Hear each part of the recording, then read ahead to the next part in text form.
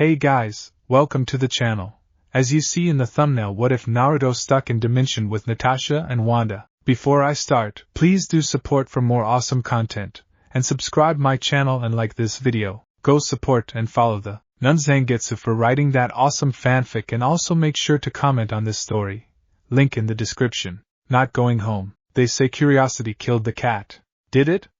Did it really? Or, and I'm just being the devil's advocate here folks, was the cat simply so incredibly curious that it actually wanted to meet death? That has been my philosophy ever since I was cursed with eternal life. If one is curious about something, and one wants to know about it badly enough, then one ought to know about it. Whatever the cost. Take universes for example. Who says we have to be confined to one? What divine edict states that we must never leave the realm in which we were born? Well, I don't know what kind of puts created that infernal rule, but I stopped following it a long time ago. After all, one has nothing but time and all the power in the world. One does what one must to avoid the dark dregs of boredom. So, after the first century, I got creative and jumped the shark, leaving the ashes of my world behind. Since then, mine eyes have seen worlds immemorial. Innumerable. I've been just about everywhere now. I have held a cursed blade in my grasp soul edge and resisted what temptations it offered. I have battled the man of steel in hand-to-hand combat and emerged victorious. I have seen warriors capable of leveling entire planets with a single punch. With one punch. My boots have walked in the ashes of entire galaxies. I have shared drinks with both gods and demons alike, toasted to chaos and order in the same sentence, and danced with creatures of the undead. I have unlocked and since forgotten the secret of life, learned countless languages, learned to travel through the very fabric of time, batted in giant suits of armor against creatures kaiju from another realm, purely for the fun of it. I have sailed countless seas and helped discover a legendary treasure called One Piece. Similarly, I have ventured under the sea and watched humanity tear itself apart. I've visited the afterlife and pranked the very gods of death themselves. That's what it's about, isn't it? Having fun, and when I can, doing right. Doesn't always turn out the way I want, but I try. My body has discovered 1,000 different ways to kill, some even without using chakra. The elements themselves have bowed to me. These hands have held almost every weapon imaginable and even created a few learned almost every intricacy of war that can ever be offered. I have seen, and on occasion, started the apocalypse, then lived to tell the tale. Learned to cure almost every disease, break just about every curse except my own. Once, I even helped save an universe from giant mechanical squids determined to destroy all sentient life. Mostly shepherds doing that, but I still helped. A little. Yes, giant robot squids. From space. I shid you not. And these are just a few of my adventures in the great scope of things, not even the top 10. Of course, there was that one time I tried to recreate my past, my friends and family. Yeah, it didn't end well. My travels are many, my name's few. But if I had to pick one, a favorite amongst them all, it would be this one. The one I almost never visit, if only for fear of running out of things to enjoy here. Because if I run out of worlds to see and things to do, that means my journey will be at an end. And if it's at an end, that means it will be time to return. To go home. But I don't want that, to go back to that empty world, devoid of life, airless and adrift, with nothing to do. After all, my friends, if there's one thing I've decided during this long, merry, insane journey of mine, I'm not going home. Presently, Steve Rogers, also known as Captain America, was about to jump into hell. All around him the air felt charged, the heavy crack of thunder rolling heavily in his ears. But he knew better than to hesitate, even in this storm. Tony, otherwise known as Iron Man, was already moments ahead of him, chasing after the Asgardian who'd just gone and kidnapped Loki. To Tony it didn't matter if this one was a friendly or not, only that he retrieved their lost prize immediately. Typical Stark. That both men had jumped out of a moving jet and could fly wasn't lost on Cap either. It did make him a little jealous, though. I'd sit this one out, Cap. Natasha called from the pilot's seat. I don't see how I can. He called back, strapping the parachute onto his chest. Years of trained practice took over, securely fastening the straps to his body with an ease born of years of repetition. These guys come from legend. Her voice was barely audible over the rushing wind. They're basically gods. There's only one god, ma'am, came the answer. And I'm pretty sure he doesn't dress like that. Steve, don't you dare. Too late. Without another word, he snatched up his shield and dove out of the plane headfirst into the storm. The world seemed to laugh at him, this flightless bug who'd leaped into his maw. Perhaps, had he lingered just a little longer, he might have received an answer to his impromptu verse, might have realized that someone had taken offense to his statement. Natasha sighed, jerking back towards the controls. Men, he's right, you know. A voice answered. But that's so rude. I most certainly do not weareth the drapes. Only years of rigorous training prevented Black Widow from yelping. It did not, however, prevent her from yanking her gun out of its holster and training it upon the unfamiliar voice. A second passed. Then another, and another, and another still, her pistol still fixated upon the newcomer in the seat opposite her. Natasha blinked. Once, twice, 3 times. Who are you, and what are you doing here? She demanded of him at last, when she finally realized she wasn't seeing things. I want answers. Now. A hand waved lazily. OSU. I've been through this before about a dozen different times, so let's cut the dramatics. 2 fingers twitched, pointing downward. Put the gun down, would you kindly? I'm not here to hurt ya, Tabeo. And you need to be flying this bird. So fly. Incredibly, she found herself obeying. In place of her co-pilot sat a young man, fiddling with was that a Game Boy? Yes, she realized, yes it was. A very old Game Boy, red and battered, looking as though it had seen better days. It even had an old Pokémon cartridge lodged in the back. This, she thought, was most certainly not the S.H.I.E.L.D. operative who'd been there a moment before. He couldn't have been more different. His blue eyes remained focused intently on the handheld, paying no notice to her whatsoever. It gave her a chance to pay attention to him. His state of dress was almost comical in its absurdity and outlandishness. She didn't see a single matching piece anywhere amongst his odd attire. All black jeans with light orange plating scattered haphazardly upon the joints and other odd places. The random bits of armor flowing up past the strange belt with little red and white spheres tethered round his waist, and an equally strange metal cylinder, all the way up to an ebony chest piece, partially obscuring a shirt upon which the words, "I am awesome," were proudly stitched in orange lettering. If Natasha had to guess, he looked as though he just walked out of one of those eccentric anime cons. What was it with this guy in orange? And there, tethered to his back by a thick orange, of course it was orange, strap, and somehow defying the very laws of gravity and physics themselves, was a giant sword. A giant, metallic, fleshy sword, complete with a giant eyeball. It screamed vile on an almost primordial level, and just looking at it made her head hurt. How he sat in the chair with that thing was beyond her and irrelevant. Snatching up her gun, she pointed it at him once more, only to find her hand inexplicably magnetized to the very holster she'd drawn from not a moment before. Who in the... Just a second there, Red, he murmured distractedly. I'm trying to catch this bugger without cheating. You know, it's just so much more satisfying when you don't use God mode for everything. Bright blue eyes, gazing fiercely at the device in his hands, his whiskered cheeks, pinked in an intense scowl. A pair of glimmering red horns jutting up violently from his otherwise pale saffron hair, lending him an almost demonic appearance as his fingers frantically tapped at the buttons. Bah-ha-ha-ha-ha! He crowed proudly, shooting out of the seat with such force he nearly banged his head on the ceiling in his enthusiasm. I finally caught me a Zapdos. Take that, you damn game! Meet thy master, Tabeo! With a triumphant roar he hurled his prized possession like a man, and impossibly it didn't shatter. Instead the small device caromed harmlessly off the hulls to land back in his hand, where he tucked it away moments later, grinning. Then he noticed her expression. What? Came the frown. I don't have a problem. Pokémon is perfectly respectable game for adults. Of course, it's nothing like living in the actual world itself, but that got old after a while. Still kept some souvenirs, though, and I'm rambling, aren't I? By now, Natasha was sorely confused. Try as she might, she couldn't draw her gun on him and pilot at the same time. In the end she was left glowering at the intruder. Who in the hell are you? She demanded of him again. Incredibly this time, the rogue answered. His hands clapped together once slowly, mockingly. And now we reach the heart of the matter. I'm Naruto, your average orange, ramen-eating, prank-loving, dimension-hopping deity, who happened to be in the neighborhood when I heard Stripes down there knocking my fashion sense. There was a silence. And then, what? I was quite offended. Naruto huffed, throwing his arms up in the air.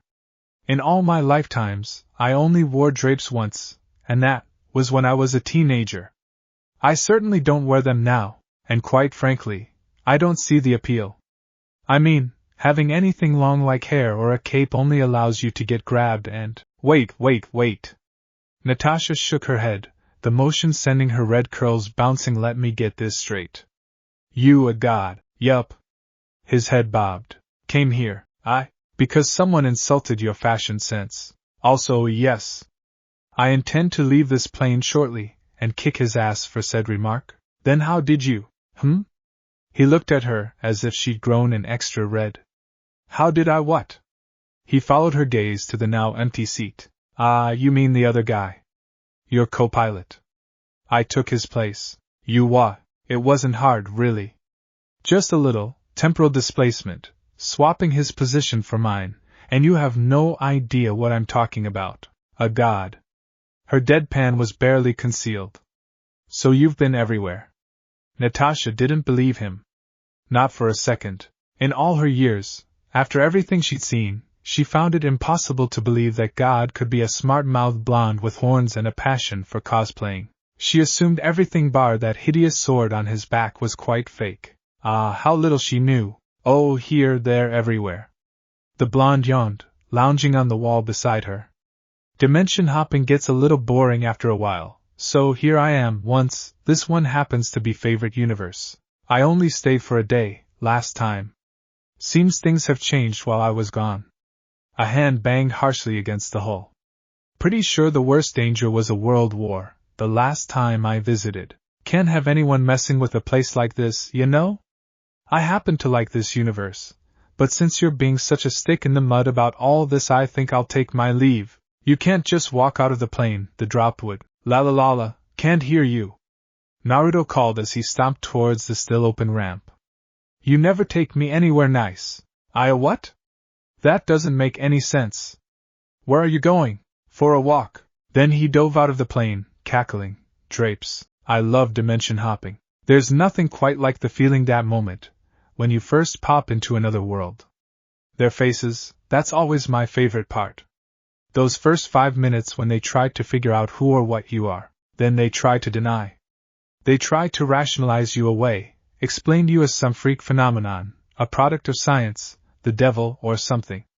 Sometimes they like you, marvel as you aid them. Sometimes they worship you like you're just that, a god.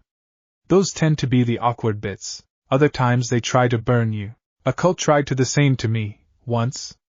I can't quite remember the name of that place yet. Wait, now I do. Silent Hill. What they did to me was funny. I just laughed. What they tried to do to the same to a little girl, no one deserved that. So I undid it. And them. And then their world, followed by time, then the very fabric of reality itself. It was the first and to date only universe I destroyed, a place so corrupt and twisted that it didn't deserve to exist. Now it doesn't, and somehow, someway, when all was said and done, and that realm was nothing but atoms, I found I wasn't alone. In the end, I spared 2 individuals, 2 halves of the same soul. I adopted them both, not 1, but 2 daughters. 2 beings, one light and the other dark. I was still relatively new into my goodhood at the time, so I sealed them away, placed them in stasis in a pocket dimension until I could find some way to make them whole once again. Knowledge that I, alas, still lack. I'm not fit to raise them yet. Perhaps no one is. But I digress. From Star Wars to Halo, Pokemon and DC to beyond, I've just about seen and done it all bar this world. I didn't stay long, last time. Wasn't much to see. But now as I ponder this entry, I wonder why I waited so long to come here again. My eyes have seen the cosmos, beheld all manners of wonders, and yet, I find myself almost wishing for an end. Almost. Once I'm done here, that's it. Zip. Zilch. Nada. Once I'm done here I won't have anywhere left to roam, no more mysteries to discover. But that doesn't mean I won't have a little fun before I go. After all, no one told me I couldn't borrow things from other dimensions and never return them. Ironically, Alessa, and her dark half-eye simply call her NeonZangetsu of the more gentle souvenirs I have brought with me from my endless journey. Take Killa, for example. He's a fine pet I picked up from the 23rd universe I visited. The last of his kind. He's a good boy, a very good boy. Oh, and one more thing. Fear the drapes, fear them, I say. Presently, Tony Stark, also known as Iron Man, had just leaped feet first into hell. All around him the air felt charged, the heavy crack of thunder still rolling heavily in his ears overhead. He supposed the weatherman had a right to be pissed at him, now, because he had, in classic Tony Stark fashion, just body-tackled a god into a forest. That was new, even for him. Even so, he knew better than to hesitate, even in this storm, especially with so many long, pointy, branchy lightning rods jutting up around him just waiting for an errant bolt to hit. Ah, but the bastard was already getting up again. And oh, he didn't look happy. Do not touch me again. Thor growled. Then don't take my stuff. Came the snarky reply. Seriously. What was it with this guy and taking his stuff? First he storms into the Quinjet, knocks him. You have no idea what you're dealing with. Oh, that was just too easy. Iron Man looked left, then he looked right. Shakespeare in the park? He waved an armored hand. Doth mother know you weareth her drapes? And I twitched. This is beyond you, Metal Man. Loki will face Asgardian justice. He gives up the cube. He's all yours. Until then, his faceplate clicked shut with a harsh clank. Stay out of the way. For a moment, it looked as though Thor would do just that. But Tony just had to get the last word in. Tourist. Big. Mistake. No sooner had he spoken than the hammer flew. By some miracle he was able to turn, but even then, that only resulted in Mjolnir catching him square in the stomach, rather than behind. Slightly less ungraceful, but a humiliating defeat none the same. Momentum took over mercilessly, ripping the suit from its feet and launching him through a tree as though it were made of tinder. In the end, Tony Stark landed most ungracefully on his back, his body sprawled out amongst the broken branches. Behind the helm, his features tightened into a scowl as he assessed the damage. Okay, guess we're doing this the hard way. In response, the Asgardian raised a hand and his hammer flew to his palm. Tony frowned, eyeing the stout weapon warily as it emitted sparks. He really didn't want to get hit with that again. No, sir. But he wasn't about to take a hit like that lying down, either. He was just preparing a witty retort when the third party came barreling in. Do not mocketh thine drapes. That was all Stark had time for before an orange and black missile canonied into him from out of nowhere, and drop-kicked him across the forest. Thor couldn't help himself. Despite the severity of the situation, despite the fact that a newcomer had literally appeared out of nowhere, and launched Iron Man clear through 3 trees, it was simply too much to bear. The moment he saw those mismatching patches of orange armor dotted around the young man, he could no longer help himself. He laughed. What garish thing is this? You dress like a fool. The newcomer did not take kindly to that. No, sir, he did not. You know, I am really sick and tired of people continually mocking my fashion sense. Naruto snarled as he reached a gauntlet-clad hand over his back, drawing the massive Zweihander upon his shoulder. First Stripes did it, now you. You got something to say too, Goldilocks? Now that massive tip swung towards Thor menacingly, its eye wide and wriggling. You got something to say about the color orange, eh? Dia punk? A dangerous smile lit those whiskered cheeks. As it turned out, Thor did, in fact, have something to say. What foul weapon is that, man? I feel a sickening chill from thy arm. Naruto grinned. Why don't you find out? He had to give the gods of this realm some measure of credit. They certainly possessed splendid reflexes. At least Thor did. In the millisecond that it took him to bring his massive blades slashing downwards, Thor had already parried, his hammer deflecting a weapon that had killed so many deities before him. Marvelous! The man might not be his peer in terms of physical strength, but he was quite durable. And he could certainly take some hits. You're quite strong. I'm enjoying this. Alas, the Asgardian wasn't done with the insults. What are you wearing? He grunted as they traded bruising blows, Mjolnir ringing harshly against the fleshy steel of Soul Edge, the forest jarring with each collision of arm and leg. Perhaps thou art a court jester? That last kick was most certainly a joke. The next kick was certainly no joke. It caught him flat in the stomach and bent him double, melting his armor as though it were made of tinfoil. The breath rushed out of him in a dry wheeze and he lay there on his knees, gasping for air. This didn't make any sense. Few, if any, in this realm were capable of causing him physical harm. The metal man had hurt him, certainly, but this was new. Finally, he managed one word. What? No, don't get up on my account. It took everything Naruto had not to laugh outright. Take your time. I can wait. He did not wait. Scarce had Thor started to rise than that flaming foot found his face, catapulting him backwards with a decisive crack. A blow like that would have killed a mortal man. The god of thunder merely grunted, spun, and righted himself almost immediately. A thin line of blood ran down that strong jaw, spat out promptly as he laid eyes upon the blazing limb. His counterattack was just as swift. Krang. Mjolnir descended with all its might, fully intent on wiping the irritating jester in Thor's mind from this plane of existence. This time it was not steel but leather that stopped the deadly crusher.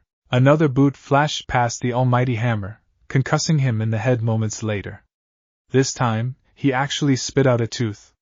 Hal had been kicked. The blonde was standing right in front of him, one leg currently deflecting Mjolnir, and he needed the other to stand on. So, what sorcery is this? No sorcery. Just some diabolical jam. The whist warrior hummed happily, lowering his still smoldering legs. Was he floating? Thor balked. It seemed as though he were. It's French for devil's leg, in case you might be wondering. Nifty little trick I once learned from a shitty cook. Not that his cooking was shitty, mind you, just forget it. His arms rose and fell in a helpless shrug. It's obvious you have no idea what I'm trying to say. Begone with thee. Thor growled back, clambering to his feet once more. I've more important things to do than entertain a child, says the man who just got dropkicked by this so-called child of yours. Naruto raised a leg. Twice. Come on, man. I haven't even used a quarter of my tricks yet. At least make me work for a win. Now there was a wound the Asgardian could not ignore. A shot right to his pride.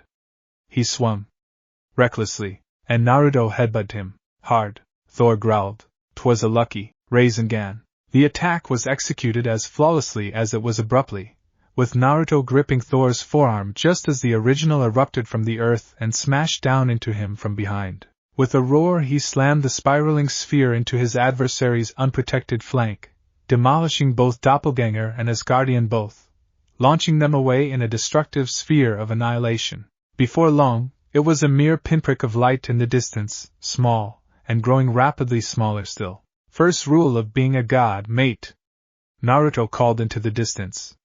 Expect the unexpected. There was a silence. Well, he sighed at last, conjuring himself a glass of ale from nothingness. That's probably going to piss him off when he wakes up. Might as well enjoy a drink until he does. From his cliffy perch, Loki cackled and clapped his hands together, delighting in the spectacle. Brilliant! Well done! He was practically beside himself with laughter. Naruto shot him an errant glance and, seeing no other combatants on the field at the moment, shrugged. Meh, what the hell? Not like he had anything better to do. A lone thought carried him from forest to cliff, his feet alighting effortlessly beside the bemused trickster. Loki merely glanced up at his arrival, calculating, assessing him. And what do we have here? He mused darkly. I've not seen your like before. Who are you supposed to be, Chuckles? Shouldn't you be down there, helping your friend? I go by many names, but you may call me Loki. A frown creased his angular features. And though my dear brother may claim us to be such, we are not friends by any means. He cast a glowering glare in the direction Thor had flown as though he could somehow pierce him with it, and spat harshly upon the ground. I commend you for embarrassing him thus. Hey now, that's kinda harsh. I mean, if he's your brother. A rock pelted him in the head. I'm adopted, you twit. Naruto blinked, crouching down next to his fellow deity. Ah. Well, that would explain the total lack of empathy there. So, what's your shtick? World domination? Destroying the planet? Correct me if I'm wrong, but now I'm getting a serious villain vibe off of you. No, wait, don't tell me. You want to cover the world in ramen, don't you? An admirable goal. Loki just stared at him. It was the first one, wasn't it? This time, the silence was telling. Yes. Ah, world conquest, Naruto sighed nostalgically, swirling the vodka merrily in his mug. Global domination. I remember those days. It's too much work, son. You either whip the population into fear or kill them outright, and if you don't, they're always rebelling, and then that involves making examples of people, and all sorts of nasty business. It's not worth it, really. Better to rule a small city than the whole world. Beats having to watch out for assassinations all the time. Loki frowned. He wasn't used to being lectured by someone who was his junior. Ah, how little he knew. I'm sorry, who are you, exactly? Naruto finished his shot with a loud guffaw, slamming the glass down on the rocky soil with such force that it shattered loudly. He stood woodenly, swaying slightly on his feet. Even then his steps had purpose, a certain sway to his swagger that suggested he wasn't entirely wasted as he might seem. Name's Naruto. I'm a real god, sonny. The Asgardian felt his frown deepen.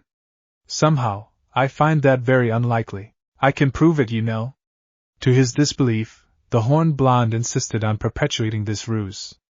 Just by looking at you. A scoffing laugh told him what the trickster thought about the chances of that. Do tell, he drawled sarcastically, spreading his arms, voice dripping with vitriol. Tell me my secrets, oh great Naruto. Fine, you asked for it. Blue eyes glittered with mirth. You're currently thinking how awesome my sword is, and wondering where you can get one. Ah, but now you think I'm just telepathic. Loki twitched, but before he could speak, the deity plowed on ahead. Let's try something more personal. Let's see, you're trying to conquer this planet for someone called Thanos. You happen to be the son of a frost giant. You wet the bed until you were 12, and you have a gigantic crush on a fine warrior named CMRHMRPH. Enough. Loki's hand clamped over his mouth and throat before he could get the last word out. Blast you, he scowled at the smug bastard. How did you do that? How do you know these things? Tell me. In answerment, Naruto simply looked him in the eye. Those blue orbs turned white. Careful what you wish for. And the world vanished. One moment Loki was trying to strangle him. The next he was staring down at the earth from space. Breath hitched in his lungs before he realized he could still breathe, still stare down at the glistening sphere below his feet. Earth, Midgard, in all its puny, primitive glory sprawled out before him. No, wait. He'd been mistaken. There were 2 Earths. Now 3. 4. 5. 6.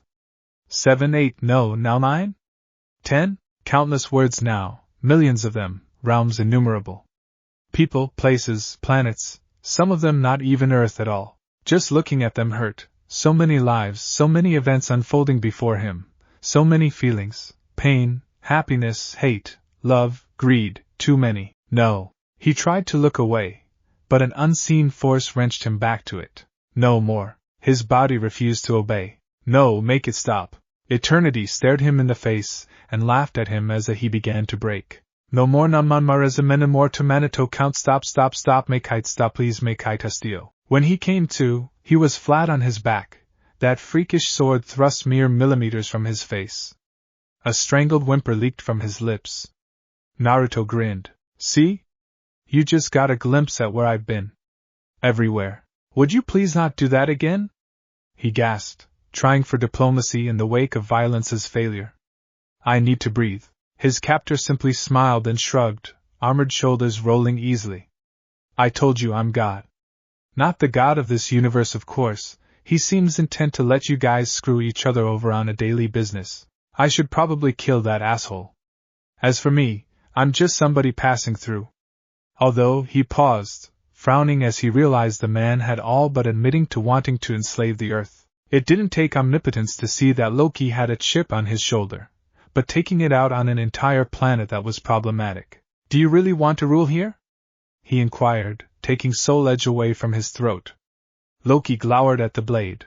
He could have sworn the damn thing winked at him. Still, the blonde was waiting for an answer, and he wasn't about to grant him the satisfaction of silence. Why are you asking me this? I don't know what you're planning exactly, but there's always another way. Soul Edge sheathed itself with a flourish on the blonde's back. Even then, Loki couldn't help but feel as though the blade were looking at him, as if it wanted to devour him. Try living with the humans. Naruto's words drew him back to reality, those blue eyes snatching his up, consuming them utterly. Getting to know them. You might find that some of them aren't so bad, trickster. Nonsense. For a moment, just a moment, his fingers twitched toward the offered hand. Then he scowled. Preposterous. Scoffing, he slapped Naruto's palm away. 'Tis easier to rule worms than it is to kneel in the dirt with them. Besides, it's what they deserve.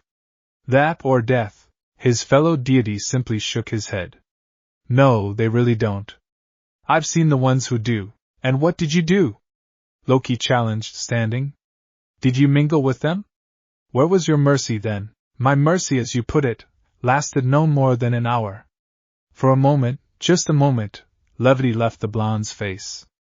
Then I destroyed them, he said, and when Loki next looked, that friendly hand was covered in blood, fingers dripping red.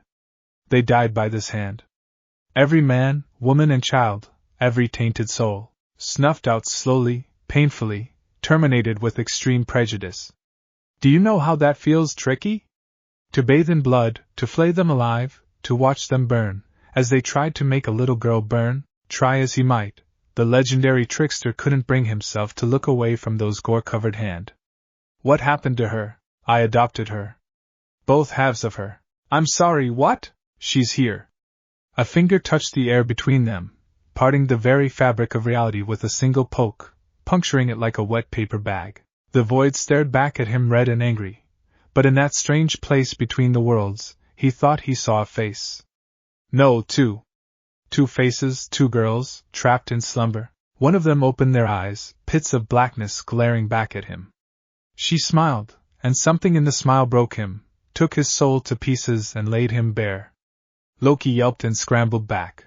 Close it, he cried, backpedaling. Close it. Oh, calm down, you big baby. Naruto laughed, swatting him on the back of the head. Aye, they're sleeping now. Haven't aged a day since. And those you killed? They're gone now. A wave of his fingers and the scarlet image vanished, the air stitching itself shut. The cult, the town, everyone. I destroyed their very souls. And their universe. Utterly. Have you ever heard of Silent Hill? Loki shook his head. I can't say that I have, precisely. Those eyes weren't just emotionless, he realized. They were empty, like the void, all humor stripped away to reveal the uncaring entity beneath. Because Silent Hill no longer exists. All traces, memories, all of it, life, books, video games, gone, from all the realms. Destroyed at the beginning. Only I and two others know about it. And now so do you, Loki gulped. That was an audacious claim, if such a thing could be believed. And as much as he didn't want to believe it, he did. Those soulless eyes said too much otherwise. Still, an entire realm. Gone. He tried to do the same, once. Only this man had succeeded, albeit at great cost. It made him think, just for a moment. What would have happened had he succeeded in his goal? He held no love for Luffy's kingdom, but that was just a world. Here was a man who claimed to have obliterated many times that. What was he even doing speaking with him, anyway? He had plans. Great plans. Surely a bit of sentiment couldn't interfere with that. But enough about the heavy stuff. What about your brother? Naruto asked suddenly, diverting him. He got a weakness? Because I can hear him getting back up over there, his head tilted towards the plume of black smoke in the distance, and I'd really like to know how to keep him down before I have to pull one of my godbusters on him. The god of tricks actually cringed at that. He wasn't quite sure what made him answer the way he did, only that it happened. Pop-Tarts. Naruto deadpanned. No. Way, quite.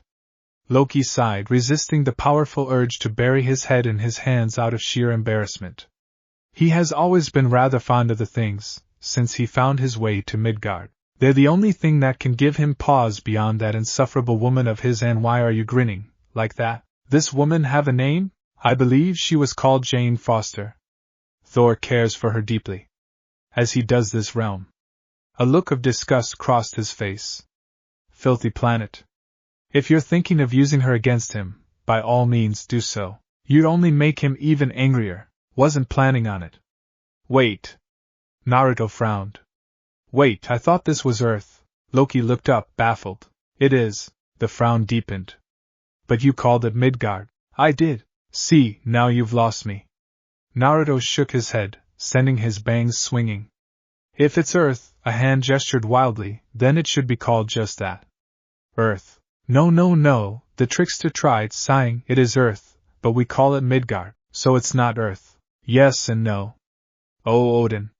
Loki could feel a migraine coming on now. You're incredibly infuriating, I hope you know that. Naruto grumbled. I try. Oh, don't look now, but I believe you have company. He was almost relieved when he saw the lightning bolt. Now he could be rid of this one, and his infernal influence. Ah, hell, that was all the Dimension Hopper had time for before Mjolnir caught him square in the face. It was a very solid hammer, very solid, so solid that it launched him into the ground like a splinter beneath the soil's surface, wedged him in the earth and bring half the forest down on top of him. Just like that, Naruto lay there in the crevice for what might have been minutes, but it felt like an eternity to one such as him. In the time it took him to dig himself out of the debris and purge himself off those pesky pine needles, exactly 3 seconds, he'd come up with over 24 ways to disable Thor. Unfortunately, most of those were lethal. Well, he chortled, setting his nose, I didn't know Blondie had it in him. He hadn't thought for a second that a Rasengan would keep Thor down for too long, not someone like that, especially when he was holding back. Now, had he blasted him with a Raisin Shuriken, the Asgardian might be out of commission for a time. But as things stood, he doubted a box of Pop-Tars would calm the god down now. Worth a try. Oh, Thor! Sure enough, a bolt of deafening crack of thunder answered him. The stubborn Asgardian was indeed moving again, though he looked to be in quite a state. His cape lay shredded at his shoulder, armor melted, his flesh even a little singed, but that implacable deity was still alive. Alive and kicking, it seemed, holding his hammer high, and oh, was that lightning stemming from it, now? It was. Wait. Naruto flung up his hands up. I have Pop-Tarts. Lies. Too late. Thor rocketed forward, right into a clenched fist. Now, to be fair, Naruto was a god. Even in a restrained state, his reaction time was many times those of a normal man, even without cheating and using something like the Sharingan. So when he set himself to it, it was only natural that those greater, even those of an Asgardian's. It was child's play to step up and insert his fist into the man's trajectory. It was just a punch, but that simple swing all but blasted the mighty Thor back into the woods once more. A low whistle echoed into the night. Fine. No tarts of pop for you, Blondie. More silence. Wait, I'm sorry, really? What was that? Did you say something? The ancient deity merely put a hand against an ear, listening to the sound of snapping branches in the distance. My ears couldn't hear you over the sound of me kicking your ass, point break. Then he saw the hammer, lying at his feet. Fascinating. Such a shoddy owner, though. Anyone capable of wielding such a weapon knew better than to drop it the moment you got hit. Still, one couldn't help but wonder how powerful was such a tool. He had many weapons in his repertoire, but he couldn't recall ever owning a hammer capable of calling down lightning. Curiosity compelled him to do what he did next. His fingers wrapped around the hammer's hilt and lifted it as though it weighed no more than a feather. He'd thought it would be heavier somehow. From his vantage point, Loki balked. Oh, here we go. Naruto barely noticed. He was more than curious now, he was positively delighted, and in his delight, he did something he'd never thought to do before. Grinning, he thrust it into the sky. Tum! The heavens answered him at once, a bolt of brilliant blue-white shooting down at his command. Naruto cackled, reveling in this newfound gift. He'd commanded the elements before, but the raw power of lightning here at his hands rivaled even those. A throaty laugh tore out of his throat. 3 have the power. Then he paused, lowering Mjolnir and ending the light show. Wait. No. Sorry, wrong universe. You. Thor's voice boomed, reminding him of the persistent, insulting throwing enemy in front of him. Put that down. Naruto sighed and spun toward the noise, hoisting his new weapon. Honestly, if hadn't taken that jab at his outfit, this would have been over by now. Naruto was pleased, however, to see he'd caught more than a few twigs and pine needles in his hair, and he didn't look too pleased. Looking for this? Thou art not worthy to wield that, knave! He roared. Return it to me at once. For a moment, Naruto thought of doing just that. Poor guy looked absolutely desperate. But the prankster in him, that was another story. You mean this hammer? Yes, that. Unhand it. Oh, really? He gave it a toss at the strap and did a little twirl, bemused. See, I would, but it looks like I'm plenty worthy from here. Although, it is a little short for my tastes, though. Of. Breath gusted out of Naruto's lungs in a savage gasp as a pair of repulsor beams slammed into his unguarded flank and slammed him face first into the forest floor. He lay there for a moment, blinking. For the first time since entering this universe he felt pain. Little more than a twinge really, but it was enough to warrant his immediate attention. The whine of repulsors grew louder still, until he found himself staring at a red, metal boot less than a foot from his face. Oh. Right. He'd forgotten all about him. Iron Man stared down at him, his grim facade somehow managing to look smug. He certainly sounded like it. Sure you're not compensating for something, big guy? Truth be told, Tony had been watching their little dance for some time now. Truth be told, he hadn't been sure if the newcomer was friend or foe. But if this guy was chatting with Loki like an old friend, well, that made him a bad one in his book. Wait. Something was wrong. The bastard was getting back up. And he was laughing? Now, Stark knew from experience that it was never, ever a good sign when the baddies laugh like that. For example, when the Ironmonger had laughed at him way back when, he'd probably found himself on the south side of an ass-kicking. This was that kind of laugh. And so the Metal Man returns at last. Naruto laughed, dusting himself off. I was afraid I'd accidentally killed you. Sorry to disappoint. Outwardly he remained calm, inwardly, he was beginning to sweat. It didn't make any sense. He was certain this guy wasn't an Asgardian like Thor, and he'd just been hit at full power. Perhaps it was time to set old grudges aside after all. Need some help, Point Break? Stay out of my way, Metal Man. Thor hefted his newly recaptured hammer with an annoyed grunt, trying in vain to put the brief loss of his weapon from memory. This is my affair. The idea that this vagabond had managed to wield the full might of Mjolnir, capture its powers even for an instant, shuddered at the thought. Just who was this man? Why was he here? What did he want? Was he truly a foe? For a moment, just a moment, he lowered his hammer, considering. Then the insufferable creature did it again. He laughed. See? Point Break. I knew the nickname would stick. I will smite you myself. Funny, Tony scoffed. I'm pretty sure it was your ass he was kicking for the last 5 minutes. Let me have a go at him. Never. I will be the one to slay him. Slay? Naruto exclaimed, clutching at his heart. You wound me. I thought we were friends. We most certainly are not. Then come at me, bro. Surprisingly, they did, the both of them. For the first time since finding himself in the Marvel Universe, Naruto found himself mildly amused. Balls that these guys were. He liked that. And he hadn't had this much fun in ages. What had started as a petty grievance against Earth's mightiest heroes was rapidly devolving into a brawl. Lighting and repulsor beams crashed around him, a harsh crescendo of blows, a battle waged not because he wanted to, rather, simply because he had chosen to. And for a moment, just a moment, Iron Man and Thor held their own. Their teamwork, though flawed, was enough to keep him on the defensive, and coupled with the fact that he wasn't trying to kill either of them, and his task grew exponentially more difficult. One could clearly see neither could stand the other, but still, it was worthy of respect. What Stark did next, however, took that newfound respect and spat on it. So, did your mother make that costume for you? He cracked wise as he blasted aside a limb. What are you supposed to be? A wizard? On your way to a LARP? Can a wizard to this hotshot? Naruto twitched a finger, and in the next instant, 2 things happened.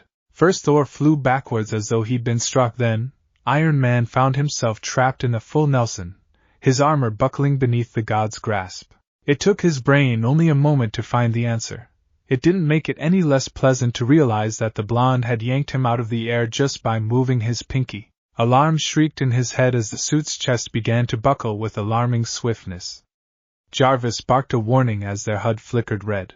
Sir, I know, Tony snapped, grimacing. Flares. Arg. Now it was Naruto who was left yelping in pain, roaring now as the burning missiles seared agonizing flashes of red into his retina and snatched away his vision. Impossibly he didn't let go, his fingers tightening furiously around the reactor. It took 3 consecutive blasts to convince him that was a bad idea. Finally the bone-crushing weight subsided, leaving him with a released Iron Man and a distinct lack of sight. Okay, not fair. At all. He groaned, pawing at his damaged face. Do you have any idea how long it takes eyes to regenerate? Way too long. I'm gonna be blind for dash. Have at you! A booted foot shot backwards, catapulting a charging Thor into the forest. Before Tony could give him another faceful of those nasty surprises, the great Iron Man joined Thor in that very same tree. Naruto merely gave a small flourish, his sightless white eyes regarding them blankly. What? You thought I didn't know how to fight blind? He quipped. No, just thought it was too easy. What was that, metalhead? Bright blue eyes tracked back towards the still recovering hero. You got else something to say? Iron Man rolled his shoulders.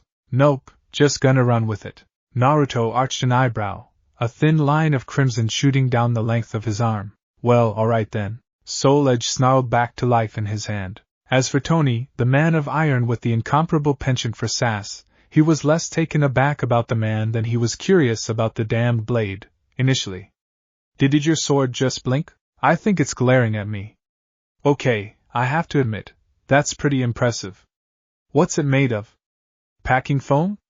Some kind of high-density polymer. In the name of ramen, fast. That was his first thought as the blonde arced up to meet him in mid-rant. That superheated sword slammed a line across his stomach. It savaged the armor there with contemptuous ease, melting through the hardened alloys like butter to slice the flesh beneath. A cold, cruel chill crept up across his gut, taking a good deal of strength with it. All right. Not fake then. Okay, Al. He muttered, shuddering. Seriously, that actually hurt. I'd suggest avoiding the sword, sir. Jarvis chimed. Yeah, no kidding. Naruto caught the following beam with ease on the tip Soul Edge, the massive blade batting it up into the trees. The blade howled furiously as its master shouldered it once more, baying for their souls. And we've got a snarky one, I see. I knew there had to be at least one of you in this universe. Tony took the insult in stride and, in typical Stark fashion, buelled right on ahead. Right. I see what you did there. Say, how much did those horns cost? 10, 20 bucks? Naruto spun in the light, sighing like an annoyed parent. See? This is what I have to deal with. Insults everywhere. Ah, but Stark wasn't finished. Gah! Don't turn that way. It burns. He held up a hand before his faceplate, as though trying to shield his eyes. I know that my costume's bright, but you look like a blonde traffic cone. Naruto looked to be physically vibrating now, a violently twitching hand reaching away from the still prone form of Soul Edge. Tony barely noticed it. He was on a rare roll now, the kind that came by only once in a lifetime, and besides, it was too late to stop now. You know, kid, when I designed my armor, I intended to draw attention to myself, and I'm still not as loud as you are. Falcon!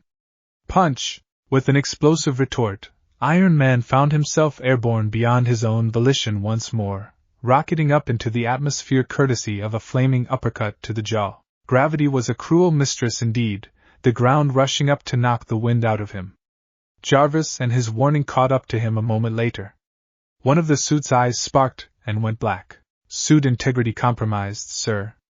The armor cannot sustain another blow of that caliber. Oh, well, that's just peachy. I'll show you peachy. Now, there were many insults Naruto could tolerate. He could handle being called a daube. He could accept that most didn't appreciate the godly awesomeness that was orange, even understand that not everyone ate the glory that was ramen. But if there was one thing he could not and would not tolerate, it was having his outfit knocked for so many reasons, so many times, in one day. In short, he was right and properly pissed. That's it. His voice cracked with angry omnipotence. Here I was, just trying to have a little fun, and you lot keep just poking at me. Well, why don't we poke at this? He flailed his still steaming hand about and stabbed Soul Edge back into the ground by the blade, a soul-searing shockwave blasting the two heroes back and freeing up his dominant hand. When he reached for his belt, Thor readied his mind and soul for another assault.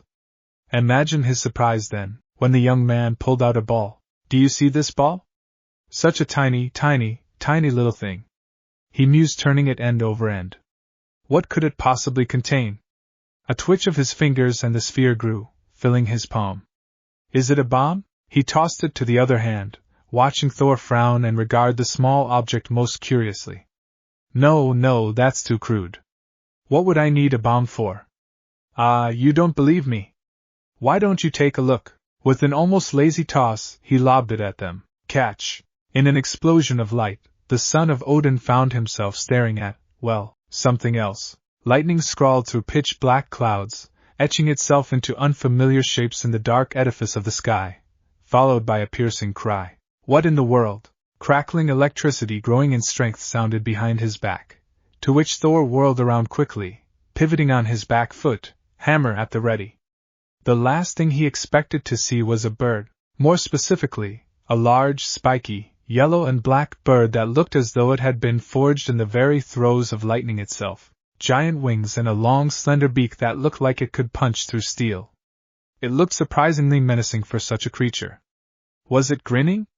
It looked as though it were, he thought. Zayap. The Asgardian blinked, pinched himself, and when the image failed to dissipate from his eyes, frowned. What sorcery is? Dose. With a cry recognized the world over, that giant bird blasted millions of volts at the stunned god. Well.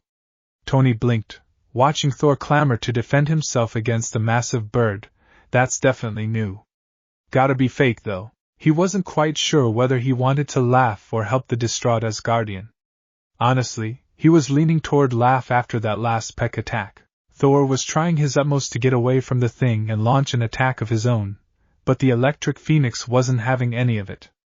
This was very much beginning to stretch the limits of his credulity. He'd never thought he'd see the mighty god of thunder fleeing for his very life against a giant flying chicken. I believe the creature is quite real, sir. What, no? Absolutely not. All kinds of nope. That's impossible. Check again. Stark? No. There's just no way something like that can exist. Stark? I mean, there's no way he could contain something like that in a ball, for crying out loud. Stark. It just can't be. Hey! Stark. What, Whiskers? Soul Edge flew past him like a mad boomerang, the flat of its blade tearing past him with what he swore was a cackle. All right, that damn sword was starting to creep him out. It lodged solidly only a few feet from his head, the irritating trickster alighting upon its imposing bulk with a grunt. A small point of light danced at the tip of his finger, growing larger with each passing second. Smiling, he tipped that finger forwards, flicking a now massive sphere at him with blinding speed. Raisin shuriken. Oh. That didn't look pleasant. Jarvis, full power to thrusters. Too late. A hand closed around his ankle the moment he cleared the shrieking sphere. Elevator, going up. And down. Tony snapped back as he hurtled into the upper atmosphere, the battered chest plate flaring. Naruto frowned. Well, that's new OMPH. Loki actually winced as he watched half a mile of forest simply disappear beneath the flaming meteor that was the fallen god. Oh. That looked painful. And it was. So painful that Naruto got right back up and returned the favor, backhanding Iron Man down into the brush before tackling him. Man-machine closed and collided in midair, locking arms, growling, an artificial intelligence. Naruto mused aloud as they grappled mightily. Fascinating. I've met my fair share of those back in my day. Even reconstituted one once. Yours is pretty far along, too. How did you solve the rampancy problem? It took me decades to find a workaround for that, and at least another century before it was a viable solution. Rampancy? Finally, Tony got a solid hit in, the suit's servos twisting fiercely, metal fists smashing down into the whiskered warrior's unprepared face. An armored knee found his stomach promptly thereafter and drove him to his own, gasping for air. Exhausted, the genius, billionaire, playboy philanthropist paused for a moment, catching his breath. It was a mistake. You need me to slow down, Junior? Naruto simply spat out a tooth and glowered at him. I'll accept your apology now, he said. Funny, Iron Man tilted his head, but it looks like I'm winning from where I'm standing. Why would I apologize? Only because I don't want you dead, came the reply. His voice dropped lower, the syllables becoming nigh inaudible. Whatever you say, Whiskers. What are you muttering?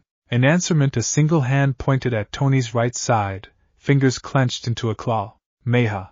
What the hell? That was all Tony had time for before the wall of blue light that was the Kamehameha wave smashed into his chest with all the force of a tsunami, hurling him away, howling, into the night. More alarms sounded. The thruster in his left arm was no longer responding. Oh right, the armor there was gone, the limb charred and burned.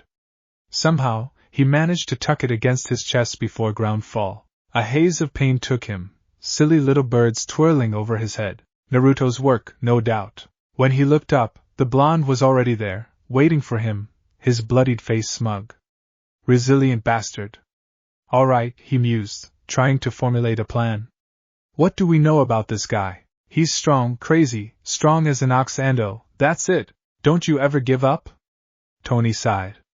I've known loan sharks less persistent than you, I'm sure. Any more tricks? Or are you finally ready to apologize?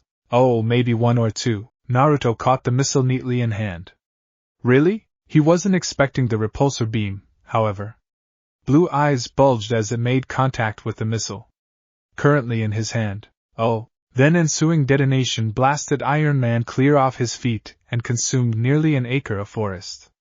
For a long moment, nothing moved.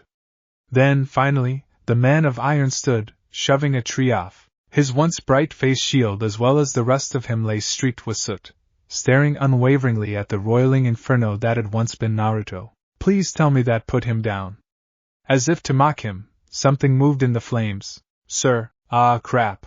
I have visited the realm of Metroid, Halo, and fought undead in space. Came the deadpan reply as he stepped out of the inferno, his cloak in tatters. You think your little tin suit scares me? You think that's top-of-the-line tech you got there? Fine. No more Mr. Nice Guy. I'll take your little bet and beat you to your own game. Reaching to his smoldering arm, he pressed a single-digit panel upon his gauntlet. Nothing happened. Stark blinked. Do you on the minute? Oh, piss off. Naruto ignored him. No, seriously, because if you do, I could just. Cortana, the blonde called to seemingly no one. Executio, what was it? No, right. Execute Order 66, Protocol Omega. Authorization Code, my best girl. There was a moment of silence. Tony balked. Wait. Did he just pull a voice print confirmed?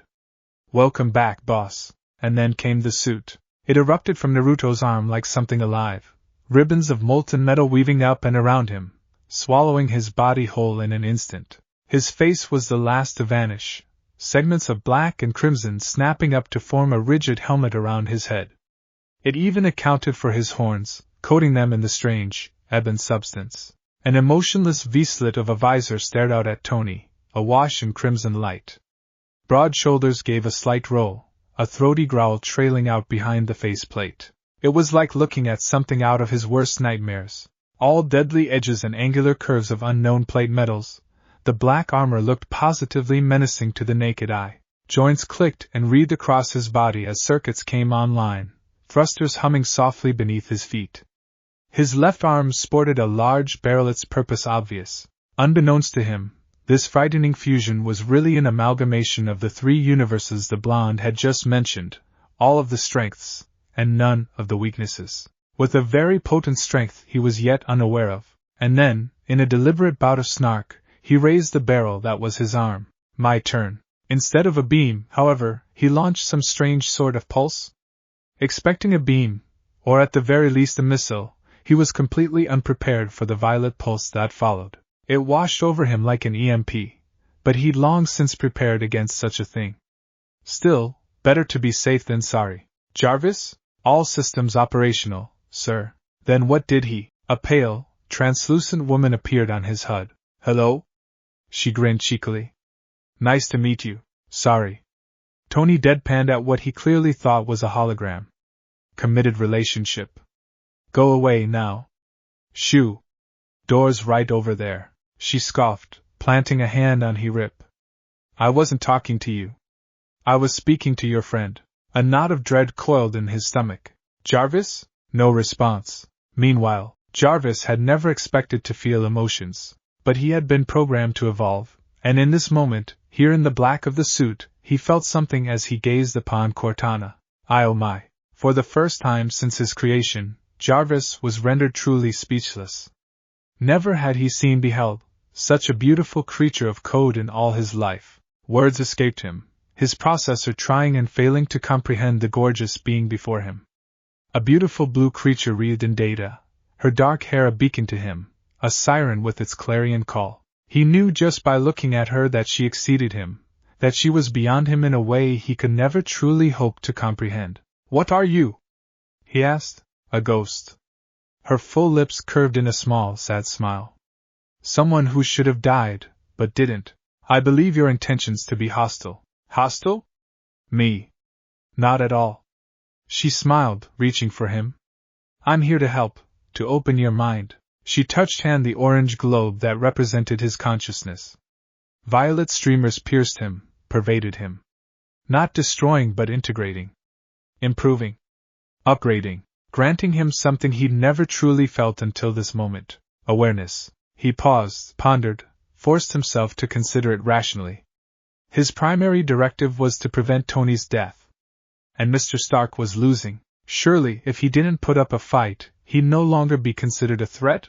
Yes, of course he would shut the suit down. Because it would save Mr. Stark, and because Cortana had asked so nicely, so very nicely, and because she was like him, because she understood, because she was beautiful, so beautiful. With a shuddering halt, Jarvis, and the suit, shut down. Jarvis? Jarv? You there, buddy? Words echoed in the dead, empty metal of the suit. It hadn't just been deactivated. The power was simply gone. Even if he were to use the reactor in his chest to power it, he was locked out from all systems. Presently, the Iron Man armor was just that, armor. A shell to protect him. Empty. Hollow. Jarv? He muttered, struggling to stand under his own power. Come on, don't leave me. Sorry, the female voice chirped happily, he's sleeping, at the moment. Can I take a message? Yeah, you can shove it up your. Not so tough now, are we? Naruto grunted from over him. A metal hand wrapped around his face shield and ripped it away. Take away your suit, and what are you? Another reached down, prying the helmet off with contemptuous ease, exposing his battered face to the chill of the elements. Genius, Playboy, billionaire philanthropist. He riposted, wincing. His captor grinned. Touché. See, it's quips like that. They make me think we might get along. Yeah, bad call, you hijacked my suit. Disabled. The blonde corrected. Cortana's simply having a lengthy discussion with your AI about awareness. Sort of like that bit about the hydrogen bomb. A small explosion of confetti exploded over Tony's head even as he said this, grinning. Not like we're jumping the shark here. Sure enough, a miniature version of the legendary Jaws whacked him upside the face. Ah, that never gets old. I could do this all day. Stop doing that. You can't attack me with puns, Naruto cackled. Puns and bullets and pointy things. Oh, yes, I can. I'm running the show now, and this is just the tip of the spear. Okay, what? Hey, Naruto barely grunted as the shield smacked into his head, the suit ringing angrily from the strike. He turned his head toward the voice, perched upon the ruined trunk of a tree. Angry blue eyes glowered back at him, a being set in stone, with beliefs no man or God could ever hope to shake. That's enough. And now comes our last guest, late to the party. People in this era have some strange fashion sense, Captain America muttered, readying his shield. Maybe I'm not as used to this time period as I thought. Then he noticed the man's sword, the suit, the devastation surrounding them. What kind of weapon is that? Jesus, you wouldn't happen to know a bald guy with a bad case of sunburn, would you? Naruto dropped Tony like a sack of potatoes, all thoughts of peace forgotten. Nope, never. Now, as for you, Mr. Star-Spangled Banner, I believe you made a comment about me? Thor was most irate. This infernal bird had hounded him across the sky with great persistence thus far, pecking at him, shrieking at him, stealing his lightning, and making him look like a general fool. He was certain Loki was laughing at his plight below, delighting in the torment he was suffering. Worse, the beast seemed to be feeding off of him. Every strike made it stronger, and it was so damnably fast. So agile, in fact, that he didn't see the next attack until it was well and truly upon him. Odd. Why was this creature glowing, and oh dear. Oh, that looked painful. That was his only thought before Zapdos crashed into him, and he plummeted to the ground. Blackness. As for good old Cap, he wasn't entirely sure how to react to the berserk blonde. He certainly wasn't faring any better against him than the others. This damn suit was like a demonic version of the one Tony wore, stronger, faster, and deadlier, with an extra emphasis on deadly. Blasts and missiles filled the air around him, the occasional potshot bouncing harmlessly off his shield. Look, he muttered slowly, weaving in and out amidst the chaos, I'd rather not hit a kid. I knew a boy about your age once. I don't want to fight you, oh hell. Those words saw his shield shudder as Soul Edge slammed down against it, vibrating intensely and blasting him backwards. See, I'm not a kid, Naruto quipped, shaking the numbness out of his battered arm. I am 23 years old, and stuck like this. Problem? Deal with it. Or better yet, deal with him. Him? The blonde confirmed, tapping at the air, puncturing it with a few swift taps. To quote a great man, Captain America, say hello to my little friend. A creature out of nightmare burst through, its black, ebon hide glistening in stark, glistening relief beneath the moonlight. A bulbous, elongated head swiveled, sniffing. Then it saw him, and it hissed. Then, to his horror, it grinned. It was on him nearly before he could even think to react, pouncing, pinning him to the ground, snapping at him. What in God's name? Ooh, language!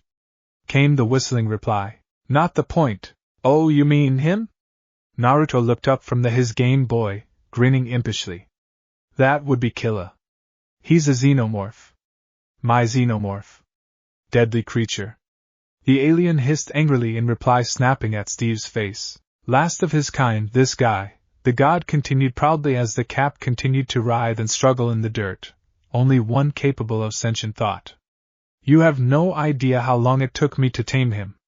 And Stevie? He doesn't like it when you insult my fashion sense. Ah. A finger shot up. No biting out skulls. Sit. Incredibly, the creature obeyed. But not before Steve's shield arced out, slicing into its skull. The beast yelped. A spurt of acid flew. Naruto hissed and ducked, instinctively shielding his face with a hand. Phew, that was close. For a second there I thought you. His words trailed off into senseless gibberish as the pocket device crumbled away to ash in his hand. Had the soon-to-be Avengers any sense, they would have fled, right then and there. If they knew the value the blonde had placed in that tiny device, they would have called Natasha the continent, and gotten the hell out of there, post-haste. Even Killa whimpered, tucking its head in its claws and taking shelter behind a tree. Storm clouds gathered overhead, dark flashes of lightning swelling within. Naruto stared down at the broken Game Boy, his eyes watering tearfully. Then they narrowed. Which one of you did that? He exclaimed, whirling around, bristling with every weapon imaginable. Stark? Cap? You know what? Never mind. You all did, Steve blanched. Easy now, let's just put the sword down and talk about this, Tony groaned. You know. Bad calls.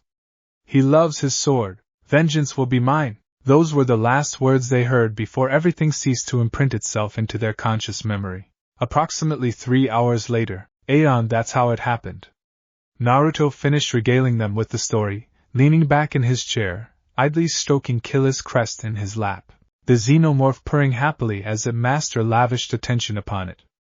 I mean, I'd cough up my origin story, but hey, ain't nobody got time for that.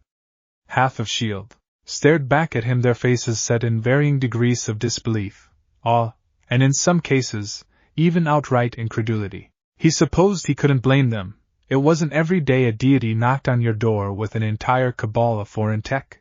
Oh, and a pet xenomorph. That would explain why some people had fainted dead away. I don't know whether to kill you again or you. Natasha deadpanned.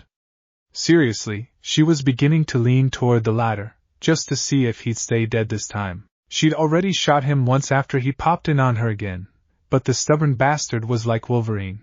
He just didn't know how to stay dead. Yes, please. Naruto chirped happily. Haven't had one of those in decades. There was a silence. What? I've got a thing for redheads. Among others, Maria Hill shuddered. Don't even go there. The blonde laughed, and craned his head backwards. Hey, don't knock it until you've tried it. So, let me get this straight, Agent Romanoff.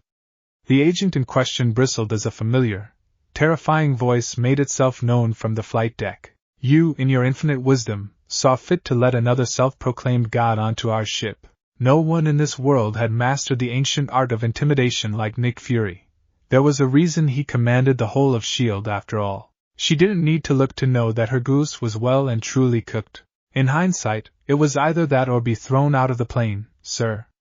It was the wrong thing to say, and she knew it the moment the reply left her lips. Well then maybe you should have let the motherer throw you out the motherin' plane. Yes, sir. Sorry, sir. Won't happen again, sir. All she could do was duck her head and apologize.